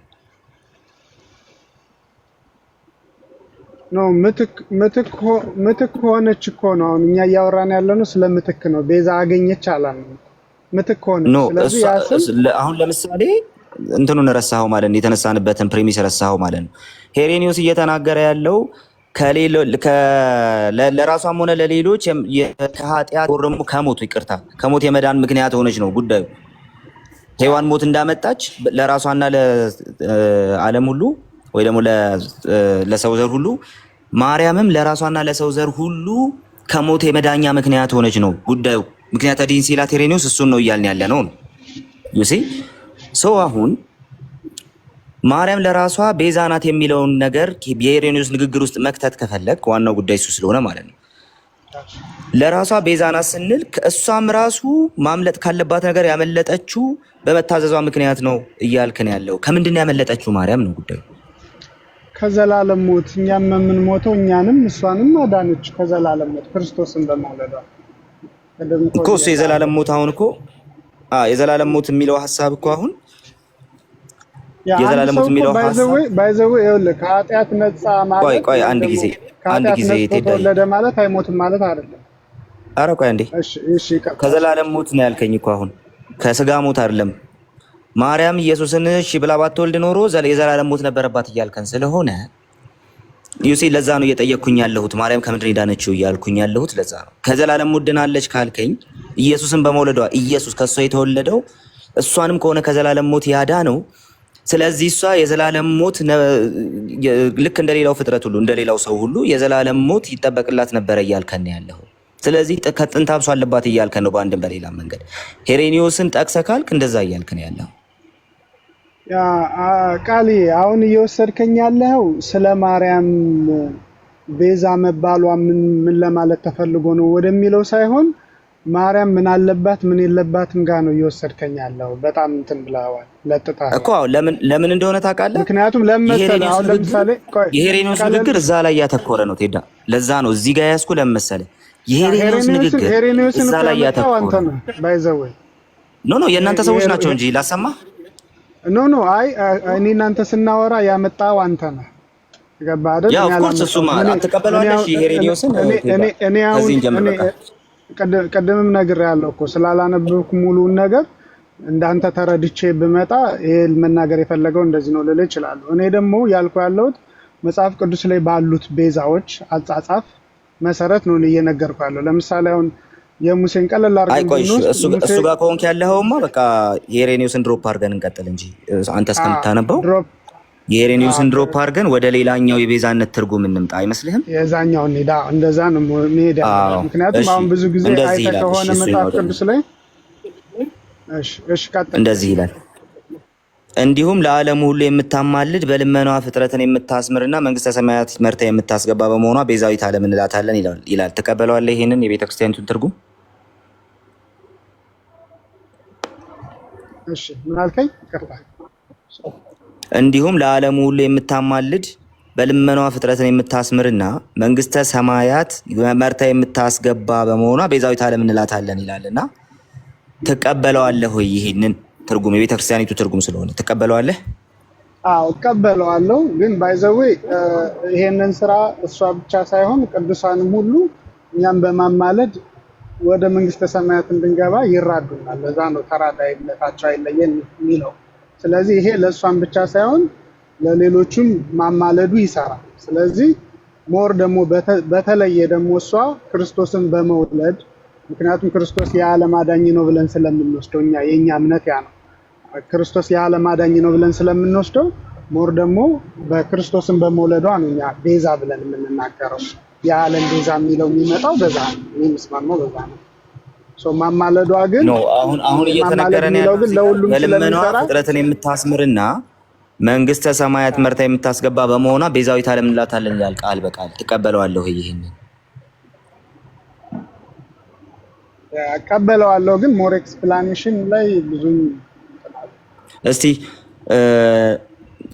ለዓለም ሁሉ የምታማልድና በልመናዋ ፍጥረትን የምታስምር ስለሆነች ቤዛዊት ዓለም ልንላት ይገባል የሚል መጽሐፍ ቅዱሳዊ ማስረጃ ስጠን እስቲ። እሺ ማማለድ ማለት እንግዲህ መለመን ወይም ደግሞ አምላክን መጠየቅ ነው ብዬ ነው የማምነው አይደለም። ስለዚህ በአንድም በሌላ ፈጣሪ የማን ነው? ድምጽ በጣም ይረብሻል። ቆይ ላስወርዳት። እሺ አሳለፈች፣ አስተካክለሽ ተመለሽ። እሺ ቀጥል አንተ። ይቅርታ። እሺ አይ በአንድም በሌላ ከፈጣሪያችን ምሕረትን የምናገኝበት ከሆነ ያ ሰው አማለደን እንላለን። ገባ አይደል? ስለዚህ ቅድስት ድንግል ማርያም ደግሞ የአምላክን ጥሪ ተቀብላ ስለወለደች እንግዲህ እሱ በመወለዱ እና መስቀል ላይ በመሞቱ እኛ የዘላለም ሕይወትን አግኝተናል። ስለዚህ ይሄንን ታስክ መውሰዷ በራሷ አማላጅ ያሰኛታል። አም ሶሪ ግን ስለዚህ መውሰዱ በራሷ አማላጅ ያሰኛታል አይደለም የሚለው መጽሐፉን ራሱን የቤተክርስቲያናችሁን ትምህርት እያነበብኩለት ሄዳይ ለዓለም ሁሉ የምታማልድና አለ በልመናዋ ፍጥረትን የምታስምር መንግስተ ሰማያት መርታ የምታስገባ ናት እያለ ነው። ለማርያም ይሄ አትሪቢዩት ተጠቅሶ ቤዛዊት ዓለም የተባለችበት መጽሐፍ ቅዱሳዊ ማስረጃ አለ ወይስ የለም? ለማርያም ስፔሲፊካሊ የተባለበት ማለት ነው። እሱ ጋር ልቆም ነው የተግባባንም ስላልሆነ እሺ። ግን አንድ ሀሳብ ብቻ ልስጥና ሌሎች ስታወሩ ሞር ደግሞ ከገባ ትንሽ ያረኩ ስለሆነ በማይገባኝ ነገር እቺን ነገር ልጠይቅና የመጨረሻ ሀሳብ ትሰጣለህ። ራሱ ሌሎች ቅዱሳንም ያማልዳሉ ብለሃል። ለማርያም ብቻ የተሰጠ አይደለም ብለሃል አይደል? አዎ ማማለድ ሁሉም ያማልዳሉ። እሺ ሌሎች ቅዱሳን ስለሚያማልዱ ለምሳሌ አባ ተክለ ሃይማኖትን እንውሰድና እሳቸው ስለሚያማልዱ የዓለም ቤዛ የተባሉበት ቦታ አለ በቤተክርስቲያናችሁ? ቀደም ሳወራ አልሰማኸኝም። ማማለድ ላይ ግን ለሷ ብቻ አይደለም ለሁሉም ይሰራል። ነገር ግን የሷ ዓለም የሚያሰኘው ግን ክርስቶስን መውለዷ ነው። እኛ ሁሌም የዓለም የምንለው በልጇ ነው። አሁን ለምሳሌ አንተ ሰው ልትፈውስ ትችላለህ፣ ድውያን ልትፈውስ ትችላለህ፣ ተአምር ልትሰራ ትችላለህ። ግን ተአምር ሰራህ ብዬ ሳወራ ግን እኛ በኦርቶዶክሳውያን እንግባባለን። ምክንያቱም የሰራው በቃ ከእግዚአብሔር በረከት ወይም ደግሞ እግዚአብሔር ከሚሰጥ ጸጋ ነው። ዝም ብለህ አሁን ተአምር ሰራ ብሎ እኮ በቃ እሱን አመለከ ብትለኝ እኔ ከመሳቅ ውጭ ሌላ ምንም ልል አልችልም። ነገር ግን አንድ ሰው የሆነ ነገር በሰራ ቁጥር ከእግዚአብሔር ቸርነት ወይም ከእግዚአብሔር ጸጋ ከሚሰጠን ጸጋ ብዙ ነገሮችን እንሰራለን። ተአምር ልንሰራ እንችላለን፣ ድዊ ልንፈውስ እንችላለን። ገባ አይደል? ያ ማለት አማለዱ ማለት ከእግዚአብሔር ጸጋ ወይም ከእግዚአብሔር ቸርነት የተነሳ እንዲህ አይነት ስራዎችን ደካሞችን ሲያግዙ እናያለን። ይሄ ደግሞ መጽሐፍ ቅዱስ ላይም ያለ ነው። ገባ አይደል? ደካሞችን ማገዝ ያ ማለት በጸሎትም ይሁን በምልጃ ማገዝ ያለ ነው። አሁን እዚህ ጋር ምን መሰለ የእሷ ግን ለየት የሚለው በዚህ ያመሳስላታል ከሌሎች ቅዱሳን ጋር። ከሌሎች ለየት የምትለው ግን ክርስቶስን በማህፀኗ በማስቀመጧ ለ9 ወር አርግዛ ከዛ በኋላ ደግሞ እሺ በቃ እስከ መስቀሉ ስራ አብራ ስለሆነች ይሄ ለዓለም ነው የሚወስደው። ያ እሺ እንትኑ ፖይንቱ እሱ ስላልሆነ ማለት ነው። ቃሉ የሚለው እዚህ ጋር የተጻፈው የቤተክርስቲያናችሁ እምነት የሚለው አንድ ነገር ነው። እሱም ደግሞ ምንድነው በልመኗ ሰዎችን መርታ ወደ መንግስተ ሰማያት የምታስገባ ስለሆነች ቤዛ እንላታለን ስለሆነ የሚለው ለዛ ነው የጠየቅኩ። ኦልሬዲ እዚህ ሀሳብ ላይ ልቁም ስላልከኝ ብዙ አልገፋበትም። ሀሳብ ልስጥ ያልከውን ነገር በአንድ ደቂቃ ውስጥ ስጥና ከዛ በኋላ ወደ ሌላ ሰው እሰጣለሁ። የመጀመሪያው ነገር አጠር ያለች ነገር ልናገር፣ ምክንያቱም ብዙ ጊዜ ሁሉም ቦታ ላይ እንደ ርዕስ አንስተው ስለሚቀባበሉት ኦርቶዶክስ ቤተክርስቲያን ላይ የክርስቶስ ቤዛነትና የድንግል ማርያም ቤዛነት ወይም ደግሞ የሌላውን ቤዛ ይሁን ምንም አይነት ማለት የሚሸፋፈን ነገር የለውም። እኔ በዚህ ሀሳብ መስጠት ስለምፈልግ ነው። ምክንያቱም የክርስቶስ ቤዛነት በተግባርም ስለምንቀበለው ነው። ምክንያቱም ስጋው ደግሞ የሚፈተተው የክርስቶስ ብቻ ነው። የመጣበትም ዓላማ ደግሞ ቤዛ ለመሆን፣ ቤዛ መሆን ማለት ደግሞ ስጋውን መቁረስ ደሙን ማፍሰስ ነው። ስለዚህ የተቆረሰውን ስጋ የፈሰሰውን ደም ሳንወስድ ክርስቶስ እኮ ለዓለም ቤዛ ነው ብለን ብናወራ ያ አይጠቅመንም። ምክንያቱም የዘላለም ሕይወት የሚያሰጥ ስለሆነ ያም ደግሞ መጽሐፍ ቅዱስ ላይም ስላለ፣ ስለዚህ የዘላለም ሕይወት እናገኝበት ዘንድ የግድ ቤዛነቱን ቤዛ ነው ብሎ ከማውራት ባለፈ ቤዛነቱን መቀበል አለብን ብዬ አምናለሁ። እቺ ጠቅለል ያለች ሐሳብ ናት እና ለአንተ ግን ጥያቄ እንዲጠይቄ እኔ ላዳምጥ። አንተም ደግሞ የክርስቶስን ቤዛነት ከማውራት ባለፈ እንዴት ታየዋለህ ነው። ይሄንን ሐሳብ እንድትሰጠኝ ስለፈለኩ ነው። አሪፍ ጥያቄ ይመስለኛልና አብራራው። አሪፍ ጥያቄ ስለሆነ በደንብ መመለስ ፈልጋለሁ። አብራራው ጥያቄው። ለምን ድንግል ማርያም ቤዛዊት ዓለም ሆነች ቢባል ብዙ ጊዜኛ የምንግባባው ያው የዓለም መድኃኒት የሆነውን ወለደች ነው ብዙ ጊዜ። ከዛ በላይ እንኳን ብዙ ማብራራተን አናቅም። እኔ አላቅም እንግዲህ ሰው ሲያብራራ እንትን አለ። ግን የክርስቶስ ግን ቤዛነት ተግባር አለው ብዬ አምናለሁ። ምክንያቱም ብዙ ጊዜ አሁን በቤተክርስቲያናችን 5 እንትኖች አሉ፣ 5 አዕማደ ምስጢራቶች። 5ቱ አዕማደ ምስጢራቶች ከየትም የመጡ አይደለም፣ ከክርስቶስ ዓላማ የመጡ ናቸው። ስለዚህ ክርስቶስ ወደዚህ ዓለም ሲመጣ የመጣባቸውን ነገሮች ወደ ሳክራመንት የተቀየሩ አሉ። ከዛ ውስጥ አንዱ ይሄ ነው። ያ ደግሞ ቤዛነቱ ነው። ከ5ቱ አንዷ ቅዱስ ቁርባን የምትባለው የመጣችው በቤዛነቱ ምክንያት ነች ብዬ ነው የማምነው። ስለዚህ ቤዛ የሆነበትን ስጋውን የቆረሰውን ስጋ ያው ቤዛ ሆነ ሲባል ስጋውን ቆረሰ ደሙን አፈሰሰ ስለሆነ ክርስቶስ ደግሞ ስጋዬን የበላ ደሜን የጠጣ የዘላለም ሕይወት ይኖረዋል እኔም አስነሳዋለሁ ስለሚል ከዚህ ጋር አያይዘ ምን ሐሳብ አለ? ምክንያቱም ቤዛ ነው ብለን ማውራት ብቻ ሳይሆን ስጋው ደግሞ የማይቀበሉ ቤተ እምነቶች ስላሉ ማለት ነው። በዚህ ሐሳብ ላይ በደንብ ካላብራራው ጨምራለሁ። ሐሳቤን አግኝተሃል? እሺ በደንብ አብራርተኸዋል። ምላሽ ልስጥበት። ቴንክ ዩ ሶ ማች ስለመጣ እናመሰግናለን። ቴንክ ዩ ግን ደግሞ ማለት በስርዓትም እንትን ስለምትል ያው አድናቂ ተዘው እሺ ወድ ቴዳይ ቴንክ ዩ በጣም ነው የማመሰግነው። እሺ ቴዳይ ያው ሐሳቤን በደንብ እንትን ላድርግና የመጀመሪያው ስጋ ደሙን የማይቀበሉ ወይ ደግሞ የጌታን ስጋና ደም ቅዱስ ቁርባንን የጌታ እራትን የማይቀበሉ አሉ እና ያልከውና እሱ ትክክል አይመስለኝም። የጌታ ስጋና ደም ወር ደግሞ ቅዱስ ቁርባንን የማይቀበል ያለ አይመስለኝም። ያለ ካለ አንድ ቁጥር ይጻፍና ወንጌልን ሰብከዋለን እዚሁ ውስጥ እንንገራቸው። ቀጥሎ ግን የማይቀበሉ የሚለውን ሐሳብ ስለ ቪው ልዩነት እያነሳ ከሆነና ከቤዛነት ጋር የሚገናኝበትን የሆነ ድልድይ እየፈለክ ከሆነ በጣም መጠየቅ የሚገባው ጥያቄ ስለሆነ እሱን ግን መመለስ እንችላለን ማለት ነው። እንግዲህ ስለ ጌታ እራት ሲነሳ ስለ ጌታ እራት የተነሳውን ነገር በደንብ ማየት ያስፈልጋል። ስለ እናንተ የሚቆረስ የሚሰጥ የአዲስ ኪዳን ደሜ ነው ስጋዬ ነው፣ ስለ እናንተ የሚፈስ የአዲስ ኪዳን ደሜ ነው፣ ሁላችሁ ከዚህ ጠጡ፣ ይህንን ለመታሰቢያ ያድርጉት በማለት ሲናገር እንመለከተዋለን። ኦኬ ቁርባን ወይስ የጌታ እራት የሚል ሐሳብ እያየው ነውና አክቹሊ ቁርባንም የጌታ እራትም የሚሉ ቃላት ሂስቶሪካሊ ያሉ ናቸው። መጽሐፍ ቅዱሳዊ የሆኑ ቃላት አይደሉም። ራሱ ዩካሪስቲያ የሚለው ኦሬዲ የሚቀድም ነው። አክቹሊ ግን ኦሬዲ ታሪክ ውስጥ የምታገኘው ነገር ነው። ስሙ የሚያጣላን ስለማይመስለኝ ይሄን ያልኩት። ስለዚህ ሁለቱን የምጠቀማለሁ። ኢቭን ምስጢራት የሚለውን የምጠቀማለሁ። ለማንኛውም ግን በጌታ እራት እንትን ውስጥ ትእዛዝ ውስጥ አንዱ የምናገኘው ነገር ምንድን ነው? ስለ እናንተ የሚፈስ የአዲስ ኪዳን ደሜ ነው፣ ይህ ደግሞ ስለ እናንተ የምሰጠው ስጋዬ ነው በማለት ይህንን ጠጡ፣ ይህን ከዚህ ብሉ እያለ ሲናገር እንመለከተውና ቀጥሎ ለመታሰቢያ ያድርጉት ብሎ ይናገራል። ስለዚህ ቅዱስ ቁርባን መታሰቢያ ነው፣ ወር ደግሞ የጌታ እራት መታሰቢያ ነው የሚለው ነገር መጽሐፍ ቅዱሳዊ መሰረት ያለው ነው። ሰው ችግር ውስጥ የሚገባው መታሰቢያ ብቻ ነው ብሎ ካሰበ ነው። ለምን ከተባለ ቀጥሎ ያለው ነገር ከዛ የሚያልፍ ስለሆነ ማለት ነው። ኦኬ ምንድን መታሰቢያ ሲባል ጳውሎስ እንዴት አድርጎ መታሰቢያነት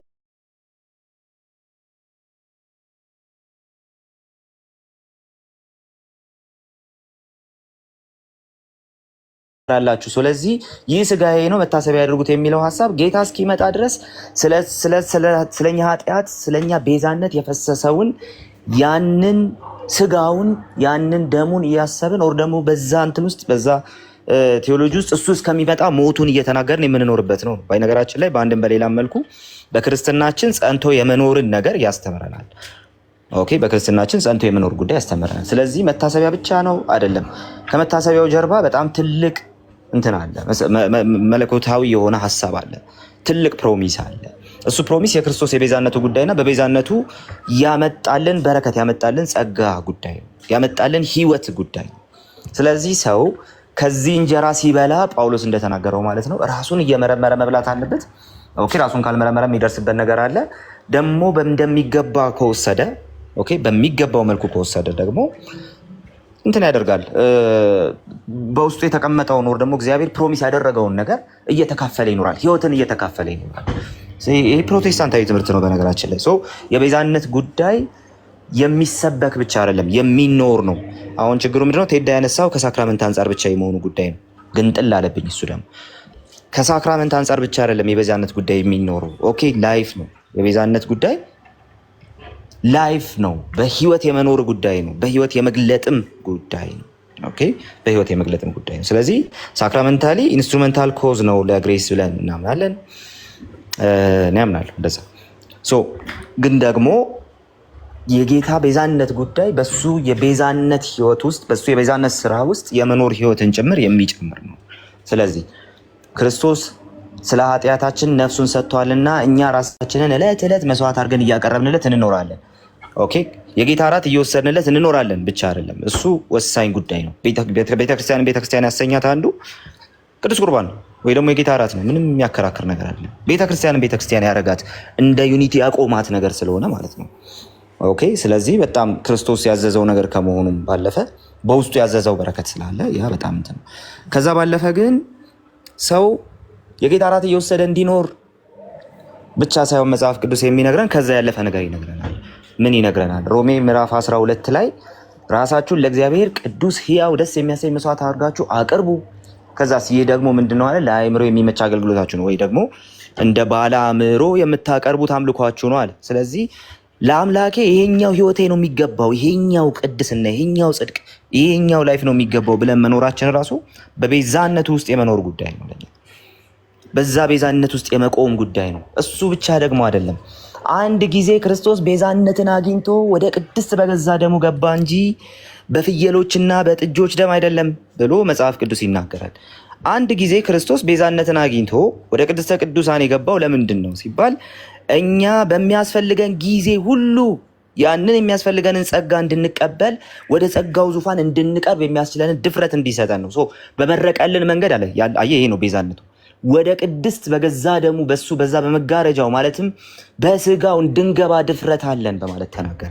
የቤዛነት ጉዳይ የት እንደሚደርስ አየው። በክርስቶስ መካከለኝነት ህይወታችንን ሁሉ የመኖር ጉዳይ ነው የቤዛነት ጉዳይ፣ የክርስቶስ ቤዛነት። ለዛ ነው እኛ ፍጡራንን ቤዛ ብለን የማንጠራው። በማንም በኩል ወደ እግዚአብሔር መቀራረብ አንችልም። አሁን የእናንተ ሰነድ ምን ይላል? እዚህ ጋር ማርያም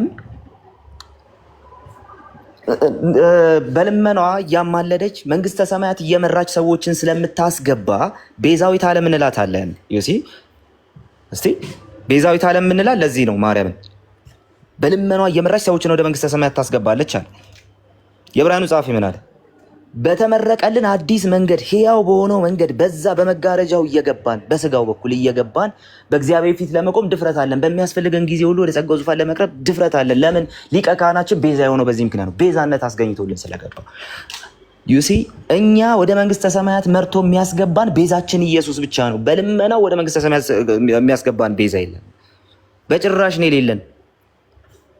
ይሄ አሁን ከቤተ ክርስቲያናችሁ ትምህርት ተነስቼ ነው ያልኩት። በጭራሽ የለንም። ወደ መንግስተ ሰማያት መልመናው መርቶ የሚያስገባ ቤዛ ተብሎ የሚጠራ የለንም። ማርያምን ጨምሮ የለንም። ቤዛ ብለን በዚህ ሴንስ መጥራት አንችልም ማንንም ከኢየሱስ ክርስቶስ በስተቀር ወደ እግዚአብሔር ሊያቀርብ የሚችለው እሱ ስለሆነ ዩሲ የቤዛነት ጉዳይ ከመስበክ ያልፋል። አንተ እንዳልከው እሺ፣ ከመስበክ ያልፋል። ወደ ምን ይሄዳል? አዎ ከክርስቶስ ቅዱስ ስርዓቶች ከነዛ ምስጢራት የመቀበልም ጉዳይ ነው። ቤዛነቱን ያመነ ሰው በዛ ውስጥ ነው። አሁን ቅዱስ ቁርባንን አሳ እንጂ ከጥምቀት መጀመር ይችላል ራሱ ተነሳ። ስለዚህ በሳክራመንት ውስጥም የመኖር ጉዳይ ነው። ልክ ነው።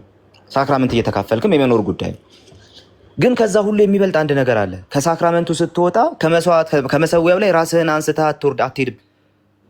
ኦኬ፣ የኛ አንድ የስነ መለኮት ሰው ብሏል፣ የህያው መስዋዕት ችግሩ ከመሰዊያው ላይ ተንሸራቶ መውረዱ ነው። ኦኬ፣ ህያው መስዋዕት አድርገን ራሳችን ሁሌ የምናቀርብበት ነው። ሳክራመንት ወስደን ስንወጣ ህያው መስዋዕት አድርገን እናቀርብለታለን። እሱ ብቻ አይደለም፣ ከዛ ስንወጣም መካከለኛችን ኢየሱስ ብቻ ነው። ከዛ ስንወጣም ወደ እግዚአብሔር የምንቀርበው ወደ መንግስተ ሰማያት እየተመራን የምንሄደው በኢየሱስ በኩል ብቻ ነው እንጂ በማርያም አይደለም። ማርያምን በዚህ ምክንያት ቤዛ ብለን ልንጠራም አንችልም። ዩሲ ከህይወት ይበልጣል ማለት ከስብከት ይበልጣል፣ ከሳክራመንትም ይበልጣል። የህይወት ጉዳይም ጭምር ኦኬ፣ በህይወት የመኖር በህይወት የመግለጥ ጉዳይም ጭምር ነው። ለእኛ ይሄ ሁሉ ነው የቤዛነት ጉዳይ እና ከክርስቶስ ውጪ ማንንም ቤዛ እንዳንል ይሄ ያግደናል። መጽሐፍ ቅዱሳዊም አይደለም ብለን እናምናለን። ቴዳ ሀሳብህን ሼር ስላደረከ እናመሰግናለን። ማቴዎስን እስቲ እናስተናግድ።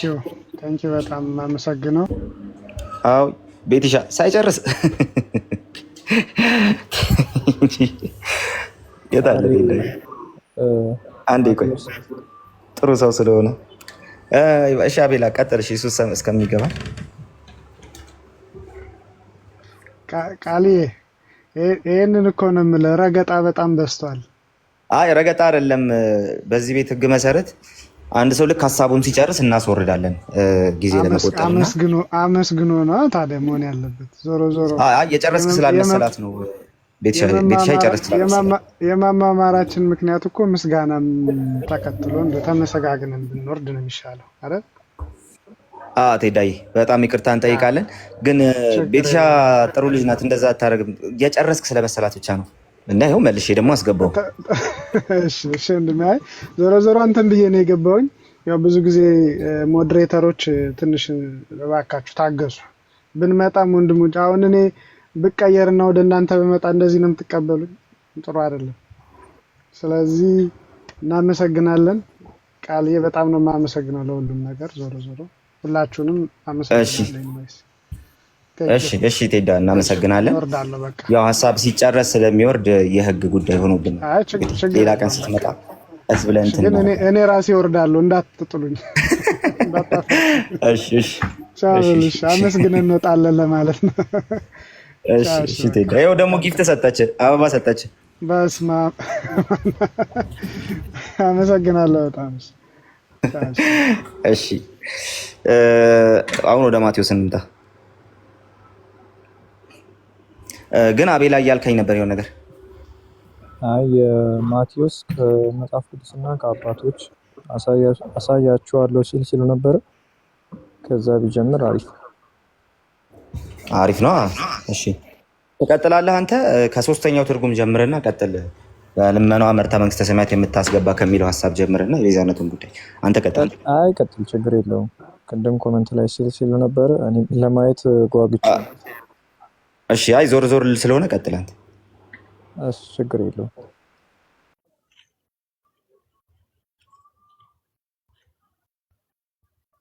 አለ ማቴዎስ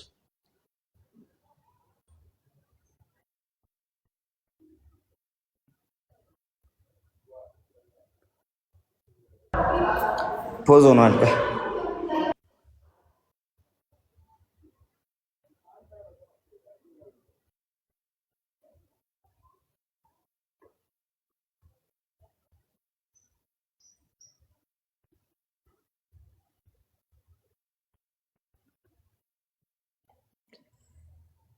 ባይዘዌ ቅዱስን አውቃለሁና የምታረጋቸው ሪቪዎች ይመቹኛል። ሀሳብ ካለ መስጠት ትችላለህ። ቴንክ ዩ አመሰግናለሁ። ሰላም ብያለሁ ሁላችሁንም። ያ ሰላም ቅዱስ ሰላም ብለናል። ብዙ እንኳን ያው ሀሳብ የምሰጠው ነገር የለኝም፣ ግን ለምን አስፈለገ አንደኛ እሷን ቤዛ ብሎ መጥራት ለምን አስፈለገ? ኢቨን የተጠቀሱት ቃላቶቹ ራሱ እሷን የማይመጥኑ ከሆነ ወይም ደግሞ እሷን የማይገልጹ ከሆነ ማንሳትስ ለምን አስፈለገ?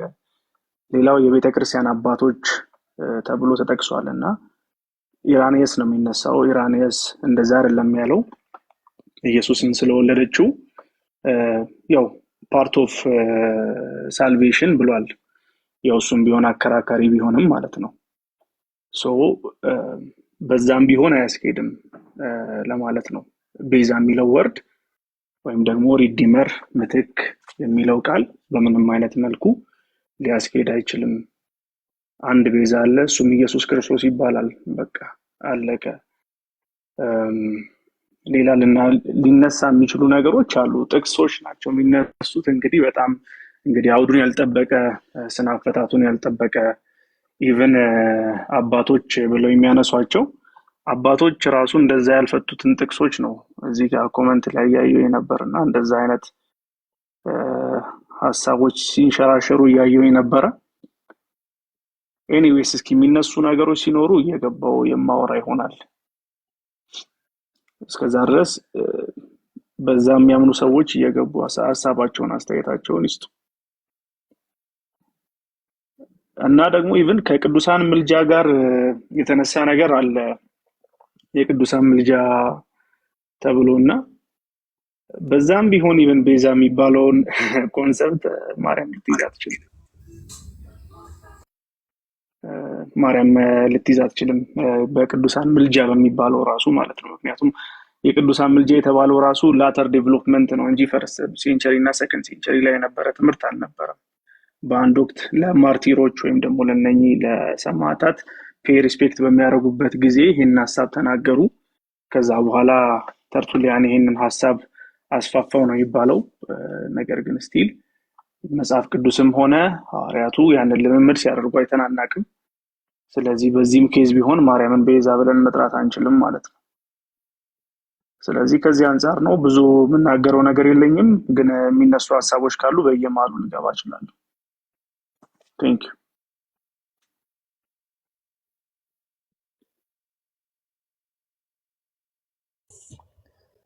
ቃሌ ዞር ዞር ልበል ብሎ ሄደ መሰለኝና ቤቲ ቅዱስ ለሐሳብ ቴንኪው።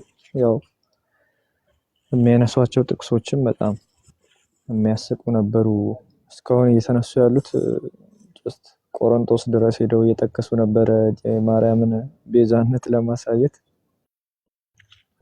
ዘፍጥረት 3:15ንም ሴቲቱንም ይጠቅሳሉ፣ ራእይ 12ንም ይጠቅሳሉና እያንዳንዱ አውዳዊ ፍቹስ ስናይ ምንም ማይገናኙ ነው የምናየውና ከታች ኦርቶዶክሳውያን ካላችሁ ገብታችሁ በዚህ ሐሳብ ላይ ብናወራ ደስ ይለናል። ቅዱስ ተባረክ። ማህኒም ካለ ሐሳብ በሰጥ እነሱ እስኪገቡ።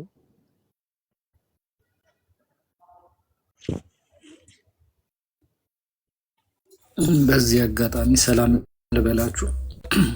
አሁን ነው ሰዓት ያገኘሁትና ሰላም ሁላችሁንም። ቃሌ ቅዱስ ቤቲ፣ አቤላ፣ ምህረት፣ ቤላ፣ ዳኒ ሰላም ለእናንተ ይሁን።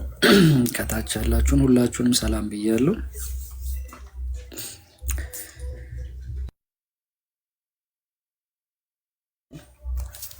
በትልቁ አረጋችሁኝ።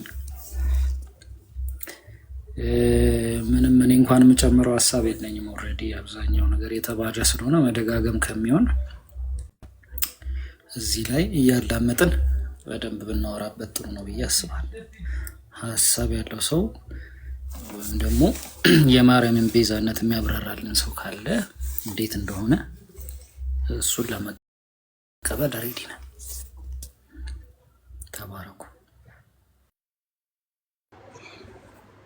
እሺ ሰራዊቴ ሰላም ብያለሁ። ምህረት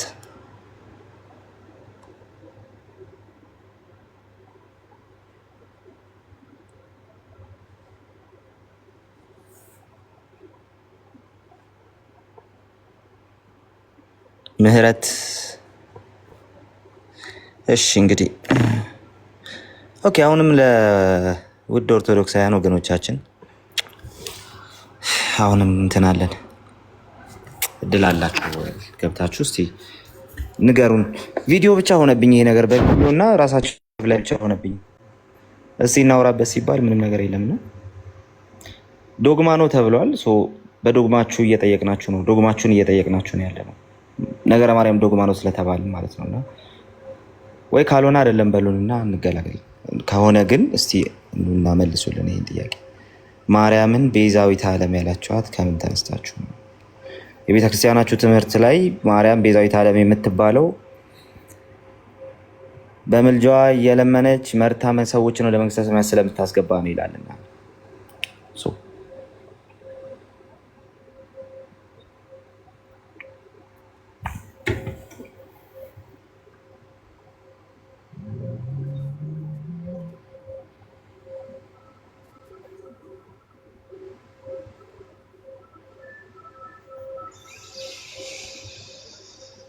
ማቴዎስ መጣ። ሰላም አሁን መጣሁኝ። ትንሽ ባትሪ እያስቸገረኝ ነው። አሁንም 3% ነው ሰክቼዋለሁ፣ ግን እስቲ እስከቻለ ድረስ እናውራ። አቤላ ቀጥል።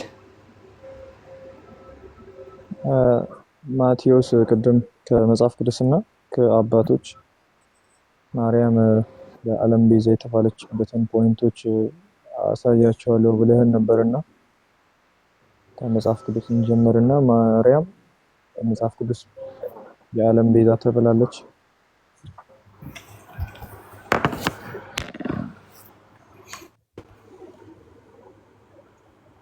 ዋው ቅድም አስተምሮቱን ስትገልጹት ነበርና ቃል በቃል እንደዚህ የተገለጸ ሳይሆን አስተምሮ ግን መጽሐፍ ቅዱስ ላይ እንዳለ ሲነሳ ነበር። እርሱ ምንድነው?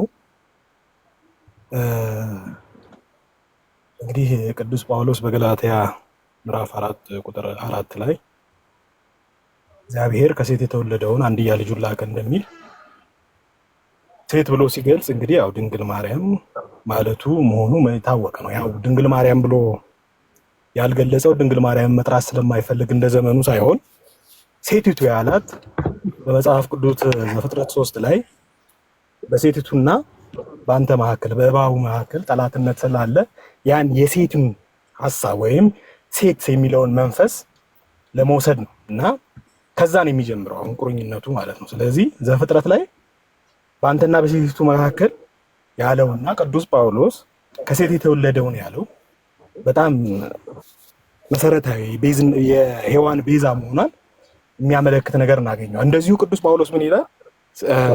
ሔዋን ወይም ሴቲቱ ነው እያለ አሁንም የሚገልጸው። በነገራችን ላይ ሔዋንንም ሲገልጽ ሴቲቱ ይላታል።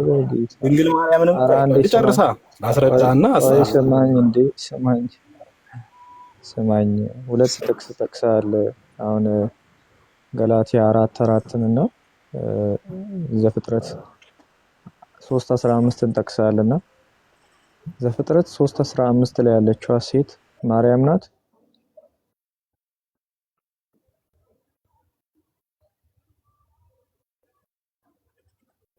ፕሊስ ማይክን አንሳና መልስ።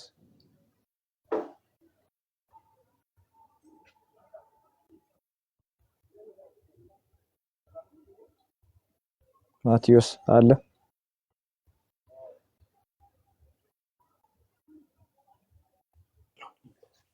ግን አንዴ ብታስጨርሰኝ ጥሩ ነበረ። ሐሳቡን ሳትይዘው እሺ ቀጥል። ሐሳብን አግኝቼዋለሁ። አሁን ማይክን አንሳና ዘፍጥረት 3:15 ላይ ያለችዋ ወይም ሴቲቱ የተባለችዋ ማርያም ናት ወይ?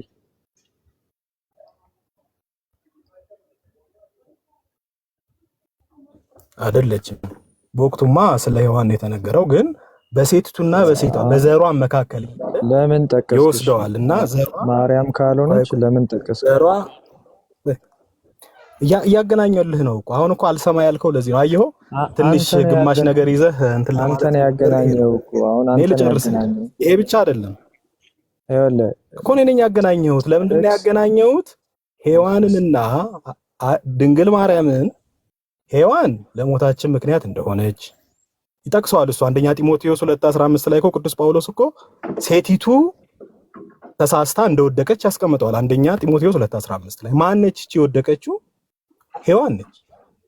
ስለዚህ ከእሷ አንጻር ድንግል ማርያም ሔዋን ሞትን እንዳመጣችብን ድንግል ማርያም ደግሞ ሕይወት የሆነውን ክርስቶስ አመጣች ለማለት ቤዛ እንላታለን። ይሄ ምንም ይሄ እኮ ክርክር የሚያስፈልገውም ነገር አልነበረም። ሲጀመር ያው መልክ የመስራት አባዜ ስለተጠናወተን ነው እንጂ ምንም ግልጽ እኮ ነው። ይሄ ከሔዋን አንጻር ትክክል የሆነ እርግጫ ይመቻችኋል እንዴ? ጥቅስ ተጠየቀ ስድብ ነው የሚመች መሰለኝና ጥቅስ ጥቀስ ስለ ዘፍጥረት 3:15 ጠቀስክ። ማርያም ናት ወይ ስለ አይደለችም አልከኝ። አሁን ወደ ገላትያ 4:4 እንሂድ። ማርያም ስላልሆነች ደግማ አትጥቀሰው ማለት ነው። ሌላ ቦታ ላይም ይሄንን ጥቅስ አታንተ በደንብ ነው እንጂ የምጠቅሰው ማርያም ስላይሆን ያንን እኮ የጠቀስኩልህ ማርያም ነች ለማለት ሳይሆን በወቅቱ ለሔዋን አዳምጣቸው አንተ ራስህ ዝም ብለህ አፌ ላይ አትቁም። ለሔዋን የተነገረው ነገር ቅዱስ ጳውሎስ በገላትያ 4 ላይና እንደዚሁም በአንደኛ ጢሞቴዎስ 2:15 ላይ ሴቲቱ እያለ የሚጠቅሰው አንደኛ ድንግል ማርያምን ነው። ገላትያ 4:4 ላይ አሁን ገላትያ ምን ብሎ ከሴት የተወለደውን ብሎ ድንግል ማርያምን ታረጋለህ መሰለህ። አሁን ምን ታረጋለህ መሰለህ? ቆይ አንተ አሁን ምን ታረጋለህ መሰለህ? ገላትያ 4:4ን ጠቅሰሃል አይደለ? ለማርያም ቤዛነት ለዓለም ቤዛነት ለተባለችው ማለት ነው ጠቅሰሃል አይደለ?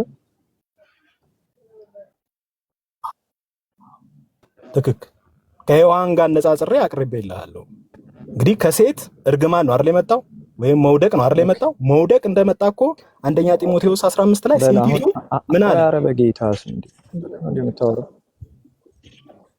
ስማኛ። ይኸውልህ እኔ እያወራሁ ያለሁት አልገባህም? ማን ነው ስሙ? ግን ሪስፔክት ነው የምናወራው። አንዴ አዳምጥ። እሺ ገብቶኛል። ምንም አይገናኝ ጥቅስ አምጥተህ እያወራህ ነው። ሰው እንደማይገናኝ ታስረዳኛለህ። እኔ አሁን ምንም ገላትያ 4:4ን ጠቅሰህ ያነሳሁት ሐሳብ ሙሉ ከገባ እንደማይገናኝ ታስረዳኛለህ። ቀጥል። አሁን ገላትያ 4:4ን ጠቅሶ ለማርያም ቤዛነት ያዋለው አባት አለ?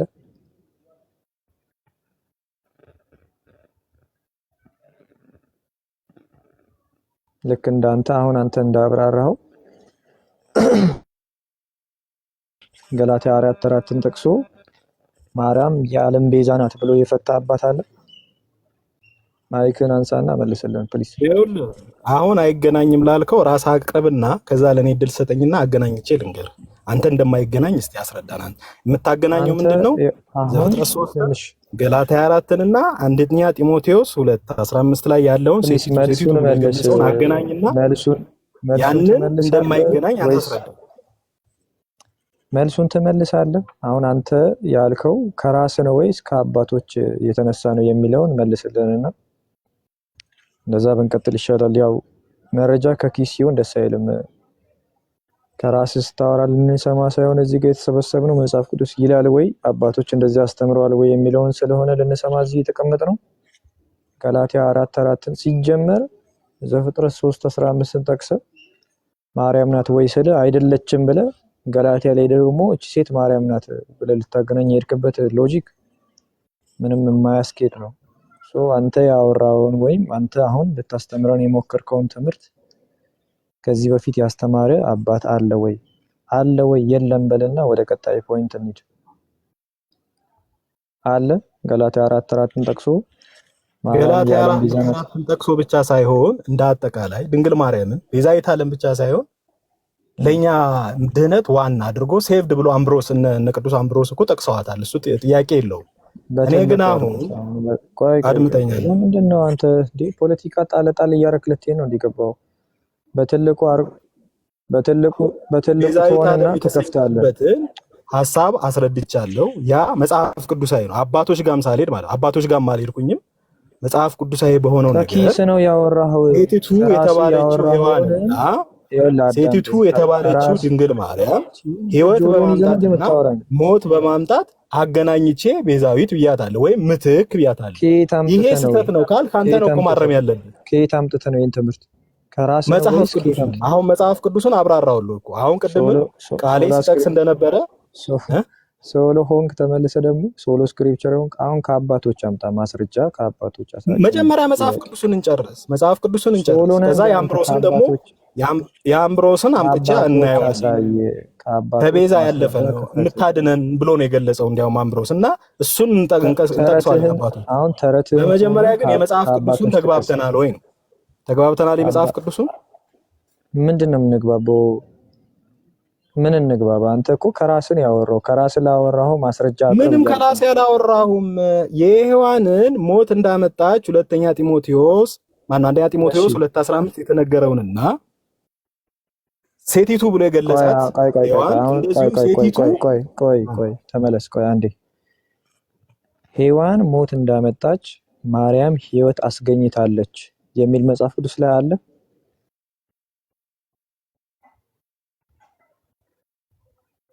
ይሁን ወልደዋለች። ለሞት ምክንያት የሆነችው ሔዋን ቀደሙ። ታዲያ ለምንድን ነው የምታደክመን እንዴ?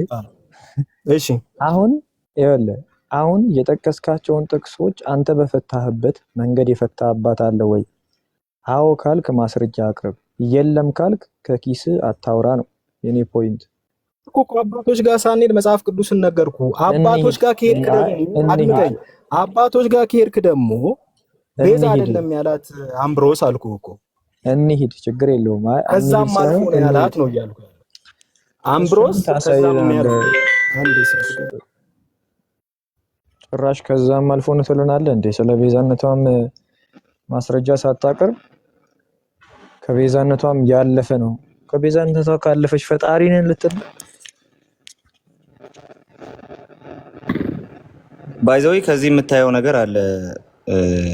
በተለይ እስኪመጣ ድረስ ማለት ነው። ስትመጣ ንገረን እሺ፣ እኔ በኋላ እቀጥላለሁ። ከአባቶች ማስረጃ የሚፈለገው በጣም ለጥቂት ርዕሰ ጉዳዮች ላይ ነው። በኦርቶዶክስ ቤተክርስቲያን ማለት ነው። በእኛዎቹ ኦርቶዶክስ ቤተክርስቲያን ውስጥ ከአባቶች ማስረጃ የሚፈልገው በጣም ለጥቂት ነገሮች ነው። ዶግማ ለተባለ ነገራቸው ራሱ ከአባቶች የሚጠየቅ ማስረጃ የለም። ባለፈው ስለ ስግደት ሲወራ ራሱ የነበረውን እንትን ማለት ነውና በጣም የሚያስደንቀኝ ነገር እሱ ነው። እና ኢቭን አባቶችን ጠቅሳችሁኛል ነው መሟገት ራሱ ትችላላችሁ። አሁን ደግሞ የተፈጠረብኝ ያለ ጥያቄ ኤኒዌይ ቀጥሉ እስቲ ከመጣ አባት ተብለው እዩ ጩፋን ብላ ጠቅሰዋል ነበር እንዴ? ዛን እዩ ጩፋን ባርነስ ያኔማ የቤተ ክርስቲያን አባት ይባላል። አዲሱ መደበኛ ይላል አባት ሲባል። አይ እኮ መጀመሪያ ራሱ ጥቅሱንም አላብራራውም። ሲቀጥልም አምብሮስን እስቲ ቆይ በኋላ ያነሳልናል፣ ግን መጀመሪያ ጥቅሱን ይጨርሰው። ጥቅሱ ላይ ምን ብሎ ያነሳ እንደፈለገ። ሲቀጥል ደግሞ አምብሮስ ራሱ ያለው ነገር ቢኖር ጀስት ማዘር ኦፍ ጋድ የሚለውን ሐሳብ ነው ሞር ኤምፋሳይዝ አድርጎ የተናገረው። እንግዲህ ይሄንን ከሆነ ማዘር ኦፍ ጋድ ማለት እንግዲህ አምላክ ነች ሊል ካልፈለገ በስተቀር ማዘር ኦፍ ጋድ የሚለውን ኮንሰፕት ራሱ የነሱ የሚፈቱበት መንገድ አሁን ልጁ በሚያወራበት መንገድ አይደለም። እና እስኪ መጀመሪያ የመጽሐፍ ቅዱስን ጥቅስ ይጨርሰው እስኪ፣ ከዛ እናየዋለን። ኖ አለ እኮ አይደል እንዴ? ማዘር ኦፍ ጋድ ከሚለው ራሱ ቤዛነቱ ከማዘር ኦፍ ጋድ የተነሳ ነው፣ ግን ከቤዛነትም ያለፈች ናት ያለ እኮ ነው። ገና ቤዛነቱ ላይ ሐሳባችንን ሳንጨርስ የሰው ትምህርት ወይም የሰው ሰራሽ የሆነ ትምህርት ነው ብለን እየተሟገተ ጭራሽ ከቤዛነትም ያለፈች ናት እያለን እኮ ነው። ማን ነው ያ ዲያቆን ሄኖክ ነው ማርያም አፍርሳ ነው ልትሰራ ትችላለች ምናምን ያለውን የሰው ሰራሽ ትምህርት ማለት እኮ ቂታ መጡት አባቶች የሚሉት ራሱ እኮ ማለት this is it እኮ በቃ አፖስቶሊክ ሰክሴሽን የሚባለው ሐሳብ እዚህ ጋር እንደሚፈርስ ታያለህ እንዴ። ለምሳሌ praying for saints ራሱ later development ነው። እንግዲህ አስበው ይሄ ራሱ የመጣው ከየት ነው? ጀስት ድንገት ነው የመጣው። ይሄ ራሱ 2 ሴንቸሪ ዘሎ ነው ሀፕን ያደረገው። አፖስቶሊክ ሰክሴሽን አፈር በላ ማለት ነው። አፖስቶሊክ ሰክሴሽን ትተው እባክህ። ተረት ሰክሴሽን እየሆነ ነው። ነበርክ በቀደም አፖስቶሊክ ሰክሴሽን ላይ ሲወራ አልነበርኩም። እንትን ሀኒቾ ቤት አፖስቶሊክ ሰክሴሽን እየተወራ የባፕቲዝም ቫሊድ የሚሆነው በአፖስቶሊክ ሰክሴሽን ባላቸው አብያተ ክርስቲያናት ነው ተባለ። ሰክሴሽኑ ኖሮ ትምህርቱ ባይኖረውስ? አይ ሰክሴሽኑ ዋጋ አይኖረውም። ኦኬ እንደዛ ከሆነ ትምህርቱ ማን ጋር ያለው? እኛ ጋር ብቻ። እሺ ሌሎቹ ጋርስ? አፖስቶሊክ ሰክሴሽንን ክሌም የሚያደርጉት ጋር በሙላት የለም እኮ። ታዲያ እሺ እነሱ ጋር በሙላት ከሌለ የነሱ ዋጋ የለውም ማለት ነው። አፖስቶሊክ ሰክሴሽን ፌል ሊያደርግ ነው ማለት ነው፣ ትምህርቱ ሳይኖር ሰክሴሽኑ። ግራ ገብቶ ለዛ። ለማንኛውም እስቲ እንደግማለን። እስኪ እናያቸው ይግቡ። ሌላም ሰው ካለ ይግባ።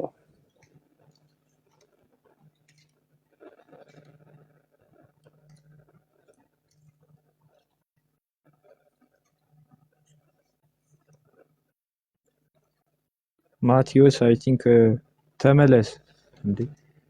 የሚገርም ፖይንት አንስተ ባትወጣ ደስ ይለናል። ከቤዛነትም ያለፈች ናት ብለናልና ሌላም ማናውቀውንም ነገር ልታስተምርና ተመለስ።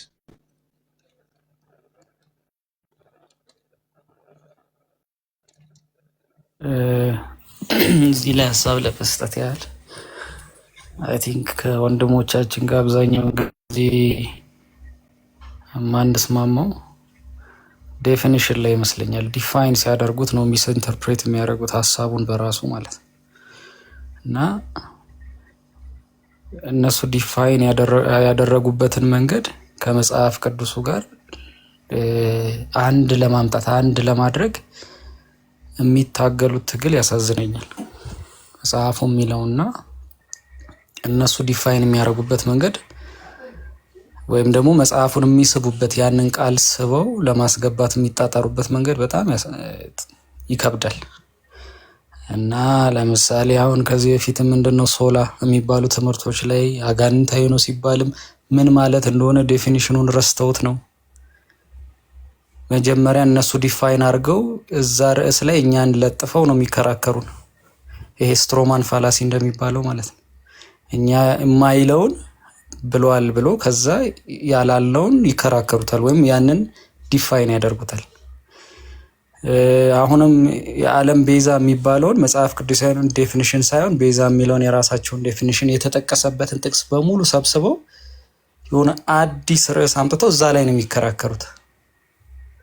እና በቃ የዓለም ቤዛ ሲባል ወይም ደግሞ ቤዛዊት ዓለም የሚባለው ነገር ከክርስቶስ ውጪ በዚህም አርገው በዛም አገላብጠው እንደምንም አርገው ልታመጡ አችልም። ብቸኛና በብቸኝነት የሚጠቀሰው ኢየሱስ ክርስቶስ ብቻ ነው። ምክንያቱም ራንሰም ስለሆነ ምትክ ስለሆነ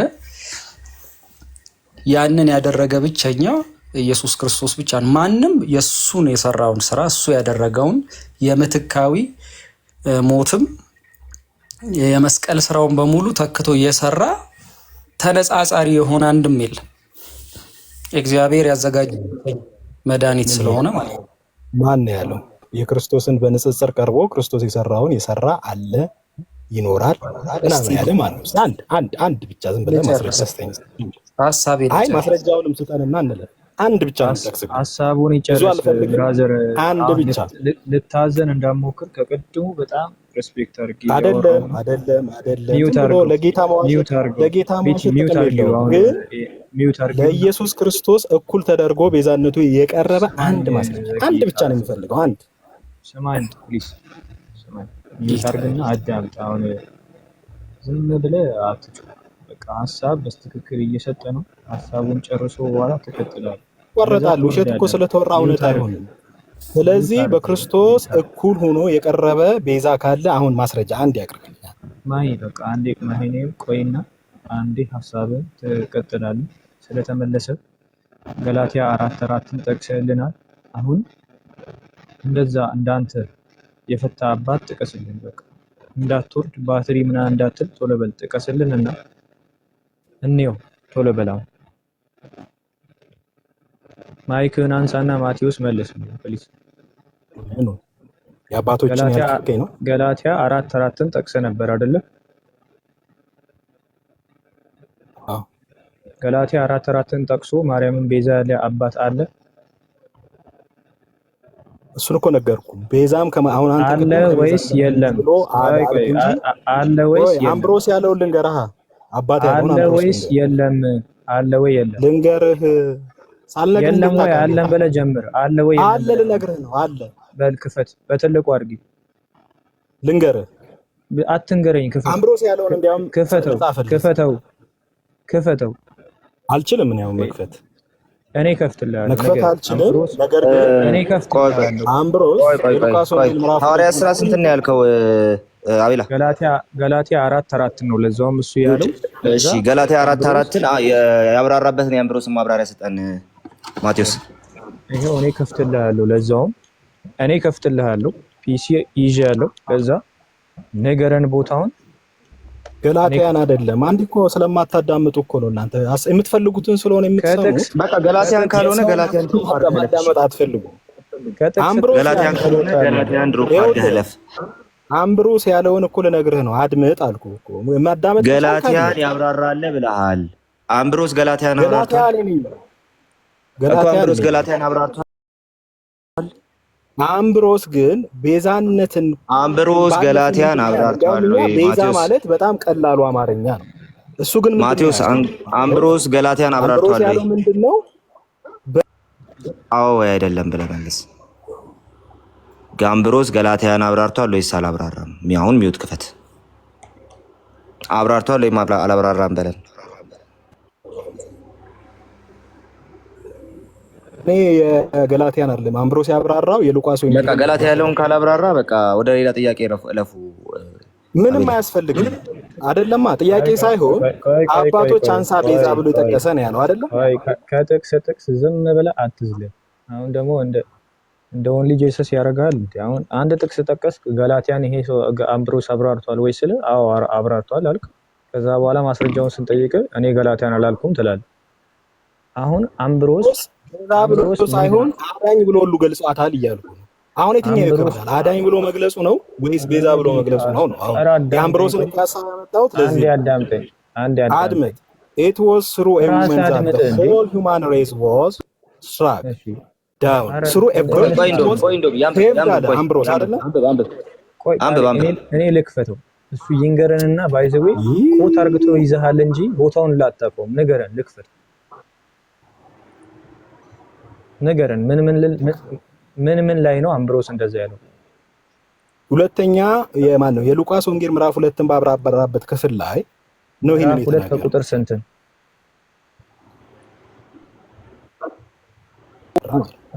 ስክሪንሾት ነው እንዴ? አብራራበት ላይ ይሄን ብሏል። ምዕራፍ 2 ከቁጥር ስንት ነው? ለምንድን ነው ምዕራፍ 2 ከቁጥር በቃ አሁን አምብሮስ ያብራራበትን እኔም ከፍታለሁ። ከዛ በኋላ ክፈተው። አሁን ቆይ የጠቀስካት ጥቅስ ምንድነው? አምብሮስ ማርያምን ቤዛዊተ ዓለም ብሏታል ብለህ ነው አይደለ? ከዛም አሳልፎ በሴት ምክንያት ሞት እንደመጣ በሴት በኩል ድነናል ያለው እምልህን ስማ። እኔ እምልህን ያንተን እንድናገርልህ አትጠብቅ። ለትመታይ ነው ከኔ አንተ የምትፈልገውን አትጠብቅ። እኔ እምልህን ስማ ዝም ብለህ። ቤዛዊተ ዓለም በጣም ቀላል ነገር ነው። ገንዘብን ቤዛ ተብሏል። ሙሴን ቤዛ ተብሏል። ገንዘብን ቤዛ ነው። ነገራችን ላይ ትርጉሙ ነው ዋናው አስተምሮ። ወንጌል አማኝነን ተረት አንሰማ። እኔ የምልህን ስማኝ አትበል። አሁን አማኙ ብትሆኑ ኖሮ መጽሐፍ ቅዱስ ብቻ እኮ ተረት ነው እንዴ? እምነት ብቻ ተረት ነው እኮ። በጌታ ስም አያፍርም በኢየሱስ። መጽሐፍ ቅዱስ ብቻ ተረት ነው ይላል ጭራሽ። አይ አለ ጥቅስ ስንት ነው የጠቀሰው? አምብሮስ ብሎ የጠቀሰው ሉቃስ ምዕራፍ 2 ቁጥር ስንት ነው ያለው? ምዕራፍ 2 ከቁጥር 7 ነው ያለው። ከቁጥር 26 ላይ ማርያምን አዘ ቴምፕል ኦፍ ጋድ ብሏታል። እንግዲህ እግዚአብሔር እንደ እግዚአብሔር ሳይሆን ቴምፕል ኦፍ ጋድ ብሎ ነው የጠቀሳት። ያው ኢንካርኔሽኑ በዛ ሀፕን ስላደረገ ማለት ነው። ከዛ የዘለለ ነገር አላለም። ግን እስኪ አንድ ነገር ሲል አውጥቶ እንዲያሳይ አድርጉት።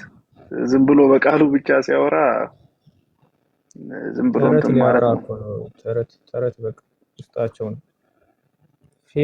ፌዝ ሆፕ ምናምን ቅድም ቃሪን ሁላ አሚተኛ ሆንክ ምናምን ስትል ነበር። አይ ቲንክ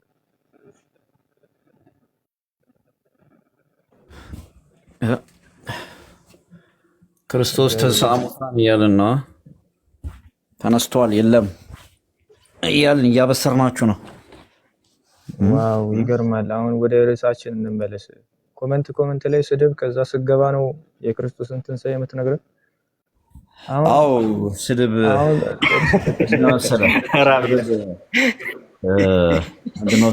እኔ በጣም ሪስፔክት አድርጋችሁ አወራለሁ። በቃ አንዴ ብራዘር ተረጋጋ። ክርስቶስ ይኸውልህ ተረጋጋ ራስህ። አሁን ወደ ርዕሳችን እንመለስና አንዴ ተረጋጋ። ክርስቶስ በርዕሳችን ላይ ነው የምናወራው። የትም ርዕስ አታስቀይርም። በርዕሳችን ነው የምናወራው። ርዕሳችን ላይ ጥቅስ ጥቀስ። ከዛ በኋላ ማርያም ቤዛዊተ ዓለም እንደሆነች አስረዳ። በቃ አለቀ። ገብታችሁ ርዕስ ለማስቀየር አትሞክሩ። እንደ ሙስሊሞች እንደውን ልጅ ሰሹ ደግሞ ከጥቅስ አትዝለሉ። አሁን ጥቅስ ጥቀስልን ፕሊዝ። ማይክን አንሳና ጥቅስ ጥቀስልን። ማርያም ቤዛዊተ ዓለም የተባለች መጀመሪያ አንዴ ሚዩት አታርግ። ሰው በክብር ማለት ነው። ላውራ ከገባው ክብር ስጥ ለሰው። ሁለተኛ ደረጃ ቆጣ አትበል። እዚህ ጋር እኛ ጠላቶች አይደለንም። ለውጊያ አይደለም የገባ ነው። እየመረክ አልነበረም። ከታች እየመረክን አልነበረም። ለዛ ስድብ አይደለም። በቃ ስድብ አይደለም ያልኩት እውነቱን ነው። በቃ ገባ። እንደ ጻድቅ አድርገው ያማችሁ ስለነበረ ሀሜት አትሙ አልኳችሁ። በቃ ጥቅሱን ጥቀስ። በቃ ማልቀስ አያስፈልግም። ጥቅሱን ጥቀስ። ኧረ አንተን እያለቀስክ ያለው ሰደብከን እያልክ የምታለቃቀሰው አንተ ነህ፣ እኔ አይደለሁም። ጥቅሱን ጥቀስ። አለቀ።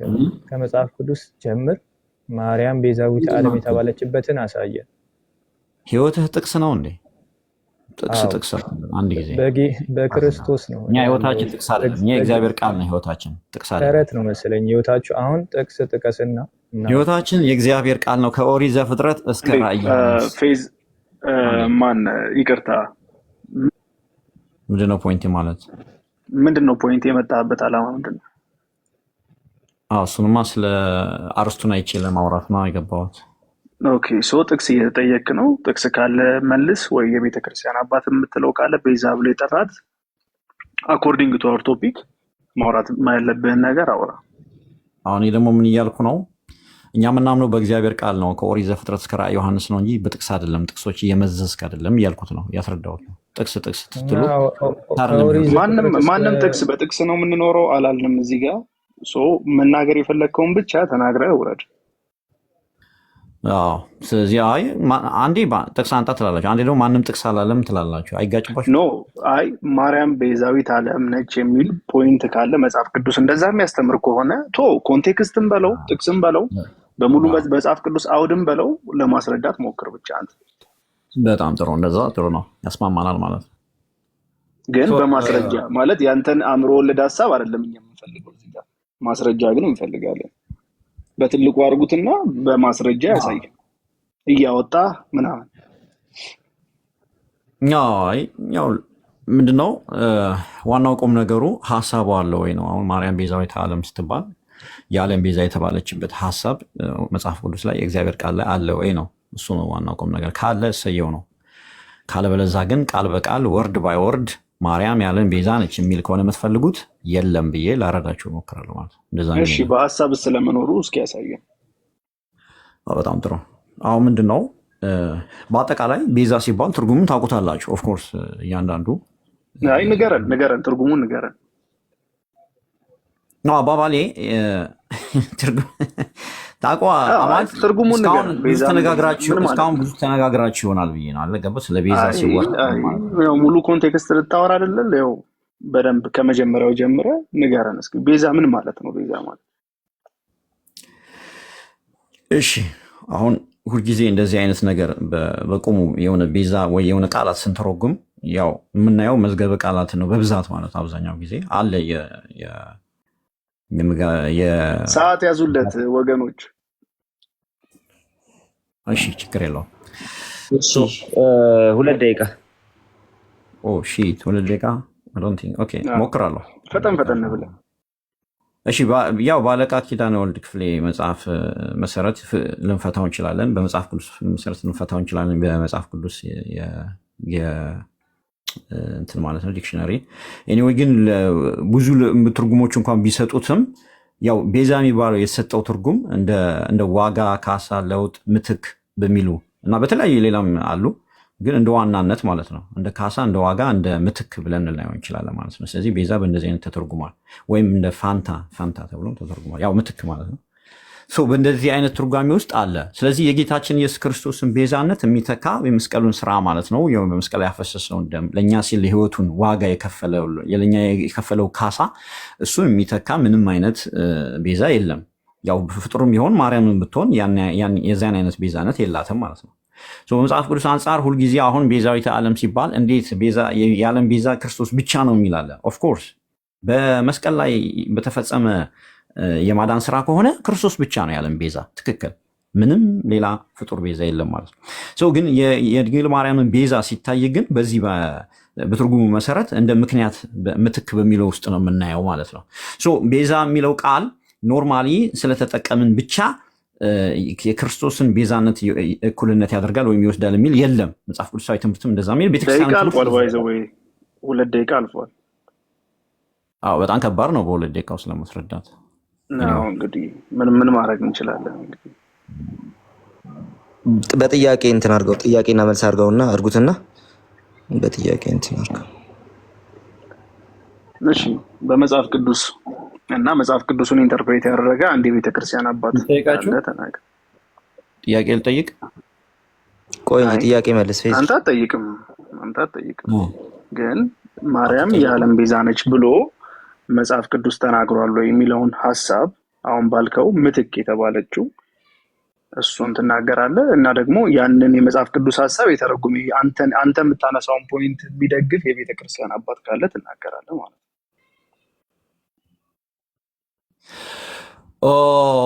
አሁን ቤዛነት ከመጽሐፍ ቅዱስ ስናነሳ ቤዛ የሚባለውን ቃል መጽሐፍ ቅዱስ ላይ ለፍጡራን ስለተጠቀመ ነው እኛም ለማርያም የምንጠቀመው ማለት ነው። የእግዚአብሔር ቃል ይጠቀማል ለፍጡራን ለተለያየ ቤዛ አለ። በምሳሌ መጽሐፍ 21:18 ላይ ኃጥእ የጻድቅ ቤዛ ነው ይላል። በሐዋርያት ምዕራፍ 7:35 ላይ ደግሞ ሙሴ እንደ ቤዛ አስቀምጦታል። እንደዛ እያልን የተለያየ ልናይ እንችላለን ማለት ነው። ስለዚህ አሁን የማርያም ምትክ ብቻ እንድትነግረን ብቻ ነው የምፈልገው። አይ ማርያም ምትክ መሆኗን እንድትነግረን እኮ እንዴት እንደመጣ እኮ ልነግርህ። አይ ከሰዓት ጋር ነው የምንሄደው ወንድሜ፣ ከሰዓት ጋር ስለሆነ የምንሄደው ማርያም ቤዛ ስለመሆኗ እሱን ብቻ አስረዳን። ግን እድል ካልሰጠኸኝ ታዲያ እንዴት አንተ የምትፈልገውን ብቻ አፍ ላይ እንዳስቀምጥልህ ከፈለግ በጣም ይከብዳል። አይከብድ? እኔ በፈለግኩት ባስረዳ ይሻላል። ወይ ምንድነው አሁን ቤዛነቱ የቤዛነት ጉዳይ መጽሐፍ ቅዱስ የእግዚአብሔር ቃል ለፍጡራን ሲጠቀም እናየዋለን። ስለዚህ ለማርያም የምንጠቀምበት መንገድ ከዛ የተለየ አይደለም። ከዛ ከፍጡራን ለተጠቀምንበት የተለየ አይደለም። ምክንያቱም ዞሮ ማርያም ፍጡር ነች፣ እንደኛ ሰው ነች። እሱ ሚዩት አድርጓል መሰለኝ፣ አልተመቸውም መሰለኝ። አሁን ማርያም ቤዛ የተባለችበትን ቦታ ትጠቅስልናለህ ፕሊዝ?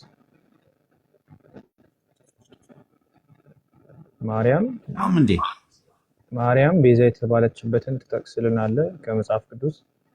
ይሰማል ግን? ሄሎ ይሰማል? ሰምቻለሁ። እየሰማሁ ነው። ምን አልከን? ፍጡራን ቤዛ ስለተባሉ እኛም ማርያምን ቤዛ እንላለን ብለሃል አይደል? ብያለሁ። ፍጡር ሆኖ የዓለም ቤዛ የተባለ ጠቀስልኝ። አንድ ከመጽሐፍ ቅዱስ ፍጡር ሆኖ የዓለም ቤዛ የተባለ አንድ ጠቀስልኝ። በጣም ጥሩ። የዓለም የሚለው ነገር ብንጠቀም የእግዚአብሔር ቃል ይደግፈናል ወይ ለሚለው፣ አዎ ይደግፈናል። ለምሳሌ ጌታ ኢየሱስ ክርስቶስ የዓለም ብርሃን ነው። ለሱ ብቻ ዓለም ብርሃን እንደሆነ እናውቃለን። ግን እናንተም የዓለም ብርሃን ናችሁ፣ እናንተም የዓለም ብርሃን ናችሁ ብሎ አንዴ ብራዘር እንዴ እያፈንክማ አይሆንም። ለምን አትረጋጋ? የዓለም ቤዛ የተባለ ተረጋጋ አንድ እንጂ ፍጡር ጥቀስልኝ ነው ያልኩት። ተረጋጋ እንጂ። እግዚአብሔር ቃል ሲገለጥ ምንድን ነው የሚያስጨንቀህ? አትጨናነቅ። ራት ወንድማችን ረጋበልና በቃ ምንም የሚያነሳው ፖይንት የለም እስካሁን ድረስ ምንድን ነው ችግሩ? እናንተ ደስ የሚላችሁን ፖይንት ልናሰናንሳ አንቺ በዛ አጠብቁ። አንዴ አሁን ምን መሰለህ ችግሩ ምን መሰለህ ማንስማማው እናንተ የምትጠብቁት ነገር አለ ለመናገር አንዴ እቺን አሁን ልትላት የነበረውን ሁሉ አውቄያለሁ። ምን ልትል ነበረ? ኢየሱስ የዓለም ብርሃን ነው ስንል ሐዋርያትም ብርሃን ተብለዋል ብለህ ልትመጣ ነው። ኦኬ ገብቶኛል። የዓለም ነው የተባሉት የዓለም ብርሃን ነው የተባሉት ከመናገር በፊት ራሱ አውቀዋለሁ። ምን ልትል ያሰብኩት እኮ ስለምታውቀው ነው እኮ ታፈነኛለህ እኮ ምን እንደሚመጣ ስለምታውቅም ነው የምታፈነኝ። ባታስማማ ነበር። ጥያቄው ምን መሰለህ? የዓለም ቤዛ የተባለ ፍጡር አለ ወይ ነው። አዎ ወይ የለም በልና ቀጥል፣ እንሰማሃለን። በጣም ጥሩ። አሁን ቀደም ተነገርኳችሁ ነው እዚህ ጋር አለ ወይ የለም? ኧረ ብራዘር ተረጋጋ እንጂ። እዚህ ጋር ምንድን ነው አለ ወይ የለም ብለህ ቀጥል እንጂ አለ ወይ የለም ብለህ አትቀጥልም እንዴ? ፍጡር አለ ወይ የለም? የዓለም የተባለ አለ የዓለም ብርሃን። ለምሳሌ የጌታ ኢየሱስ ክርስቶስን ብቻ ብርሃንነት ወስዶ የዓለም ብርሃን ተብሎ የዓለም ብርሃን የተባለ ፍጡራን ናቸው አይደል? የዓለም